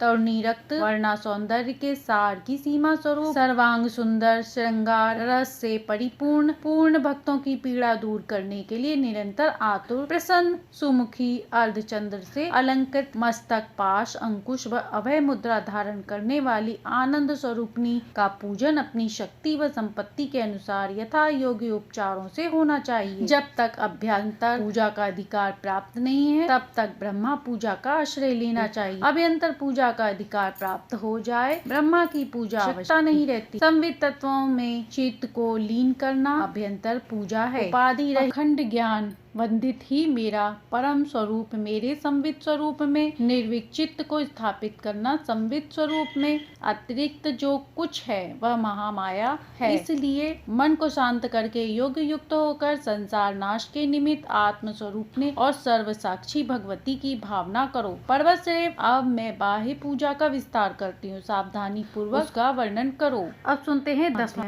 देवी ने कहा, बुद्धिमान साधक को चाहिए कि वह प्रातः काल उठकर बाड़ में स्थित उज्जवल कपूर की तरह ध्वल कमल का स्मरण करके उसमें अपने आत्म स्वरूप प्रसन्नता एवं सुंदर आभूषण से अलंकृत शक्ति सहित गुरु मूर्ति का ध्यान करे। गुरु को नमस्कार करने के पश्चात देवी कुंडलिनी का इस प्रकार स्मरण करे। कुंडलिनी शक्ति ब्रह्मरंध्र की ओर ऊर्ध्व गमन करते समय प्रकाशमान होती है। वहाँ से मूलाधार में वापस लौटते समय यह अमृत वर्षा होकर उतरती है। सुषमा नाड़ी के पथ से इस क्रमानुसार संचारण करने वाली आनंद रूपनी माँ कुंडलिनी में मैं शरण लेती हूँ। इस प्रकार उसके मध्य में शिखा बत भासमान सच्चिदानंद स्वरूपनी कुंडली का ध्यान करके मेरा चिंतन करें। उसके बाद ही शौच आदि शारीरिक क्रिया समाप्त करना। इसके बाद उस उत्तम ब्राह्मण को चाहिए कि मेरे प्रति अर्थ अग्नि होम करके बाद में अपने आसन पर बैठकर मेरी पूजा का संकल्प करे। प्रथम भूत शुद्धि और मात्र का न्यास करके पश्चात ऋकार मंत्र का न्यास इस प्रकार नित्य करे। मूलाधार में ह का, हृदय में अर का, भ्रकुटी में मध्य में ईकार का न्यास करना चाहिए। तत् मंत्रों के कहे हुए दूसरे भी न्यास करने चाहिए। तत्पश्चात अपने देह में धर्म ज्ञान वैराग्य ऐश्वर्य से बने वेदी की कल्पना कर उसमें पूजा आरंभ करनी चाहिए। प्रणाम करने से पूर्ण विकसित हृदय कमल में विद्वान पुरुष को महादेवी का ध्यान करना चाहिए। पंच प्रेत से निर्मित मेरा स्थान है। ब्रह्मा विष्णु इंद्र ईश्वर और सदाशिव यह पांच हमारे मेरे चरण के नीचे स्थित हैं। यह पंच देव पंचभूत के अभिधार स्थित संहार निग्रह अनुग्रह रूपी पंचकृतों के भी अधिपति हैं और मैं तो इन सबके सर्वथा अतीत व्यक्त छिद्रपणी में हूँ। इसी प्रकार शक्ति तंत्रों में यह सभी सर्वदा ही मेरे आसन रूप माने गए हैं। इस प्रकार ध्यान करके प्रथम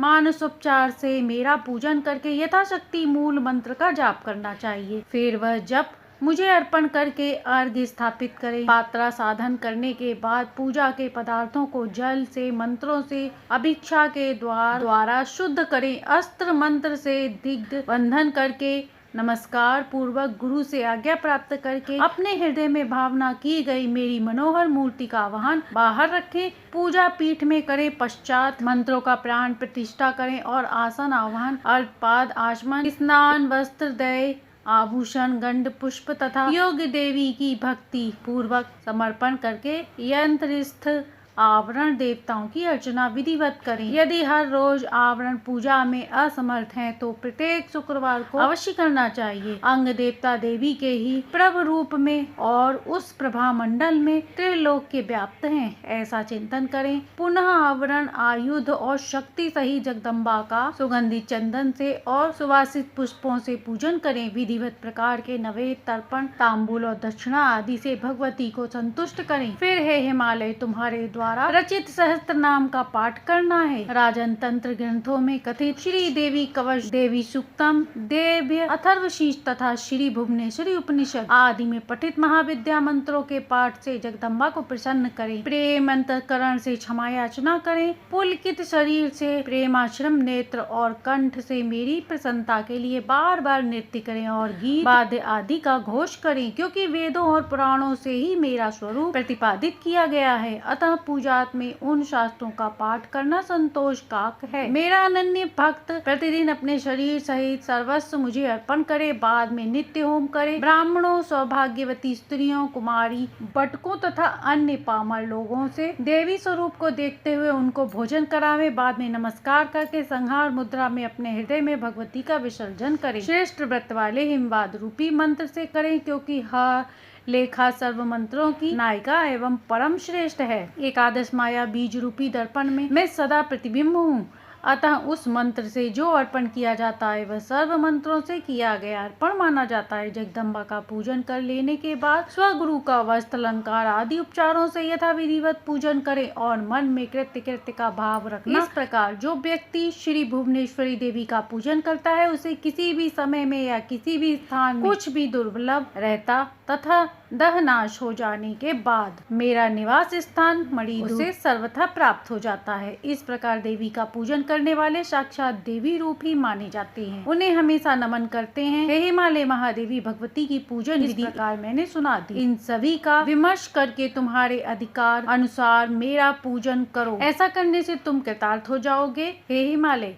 मेरा यह गीता शास्त्र आशीष को कभी नहीं कहना तथा अभग, धूर्त और दुष्ट हृदय वालों को भी कभी नहीं कहना। अनादि को इस पूजा प्रकार का प्रकटन तो अपनी माता को वस्त्रहीन करना जैसा अपराध है, अतः जितना हो सके उतना पूर्वक इस गीता शास्त्र का रहस्य हमेशा गुप्त रखना। गुरु भक्ति व देवी भक्ति में संपन्न, सुशील, सुंदर लक्षण वाले चाहे शिष्य हो या ज्येष्ठ पुत्र उसको ही यह ज्ञान देना उचित है। 33 श्राद्ध के समय जो भी व्यक्ति ये गीता शास्त्र का ब्राह्मणों के सम करता है उसके सभी पितर तृप्त होकर परम पद को जाते हैं। व्यास जी बोले, हिमालय को इस प्रकार कहकर वह भगवती देवी वहीं पर अंतर ध्यान हो गयी। देवी का दर्शन प्राप्त करने से सभी देवतागण आनंदित हुए। उनके बाद वह देवी हिमालय के घर प्रादुर्भाव उनके गौरी और हेमवती आदि नाम से प्रसिद्ध हुई। हिमालय ने गौरी का विवाह सदाशिव से संपन्न किया और गौरी से स्कंद कार्तिकेय पैदा हुए, जिन्होंने तारकासुर का संग्राम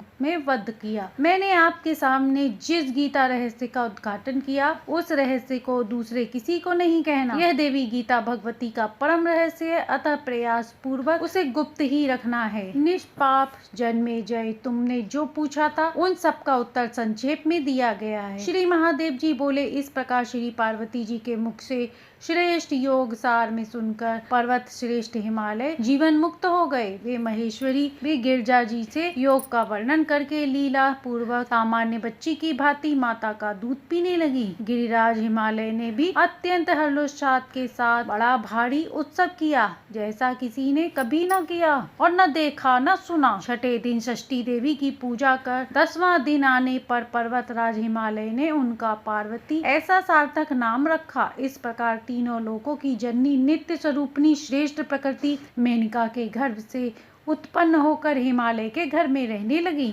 नारद, जो मनुष्य पार्वती जी के द्वारा हिमालय से कहे गए उत्तम योग का पाठ करता है उसके लिए मुक्ति सुलभ हो जाती है। मुनिवर भगवती शर्वाणी उस मनुष्य पर सदा प्रसन्न रहती हैं और देवी पार्वती के प्रति उसके मन में दृढ़ता भक्ति उत्पन्न हो जाती है। अष्टमी, नवमी और चतुर्दशी तिथि को भक्ति परायण होकर श्री पार्वती गीता का पाठ करने वाला मनुष्य जीवन मुक्त हो जाता है। भरत काल में महाअष्टमी तिथि को उपवास करके तथा रात भर जागरण करके जो मनुष्य इसका पाठ करता है उसके पुण्य के वर्णन में मैं क्या कहूँ। दुर्गा भक्ति परायण वह मनुष्य सभी देवताओं का पूज्य हो जाता है और इंद्र आदि लोकपाल उसकी आज्ञा के अधीन हो जाते हैं। वह साक्षात भगवती की कृपा से देवी कला को स्वयं प्राप्त हो जाता है और उसके ब्रह्म हत्या आदि पाप भी नष्ट हो जाते हैं। वह सर्वगुण संपन्न दीर्घ जीव पुत्र प्राप्त करता है, उसके शत्रु नष्ट हो जाते हैं और वह नित्य कल्याण की प्राप्ति करता है। अमावस्या तिथि के आने पर जो मनुष्य भक्ति पूर्वक इस श्री पार्वती गीता का पाठ करता है वह सभी पापों से मुक्त होकर दुर्गा तुल्य हो जाता है। जो बेल के वृक्ष की सांधी में बैठकर रात्रि में इसका पाठ करता है उसे 1 वर्ष में ही दुर्गा साक्षात दर्शन देती हैं। नारद, इसके विषय में अधिक और क्या कहा जाए। तत्व की बात यह है कि पृथ्वी तल पर इस देवी गीता के पाठ के समान कोई भी पुण्य नहीं है। मुनि श्रेष्ठ लोक में तप, यज्ञ, दान आदि कर्मों के फल तो परिमित हैं, किंतु इसके पाठ के फल की कोई सीमा नहीं। दोस्तों, ये थी हमारी श्रीमद् देवी भगवत गीता पुराण, जिसे नवरात्रि के 9 दिन सुनने से समस्त कामनाएं पूर्ण हो। आशा है कि ये भगवत गीता का पाठ पसंद आया होगा। यदि पसंद आया हो तो लाइक, सब्सक्राइब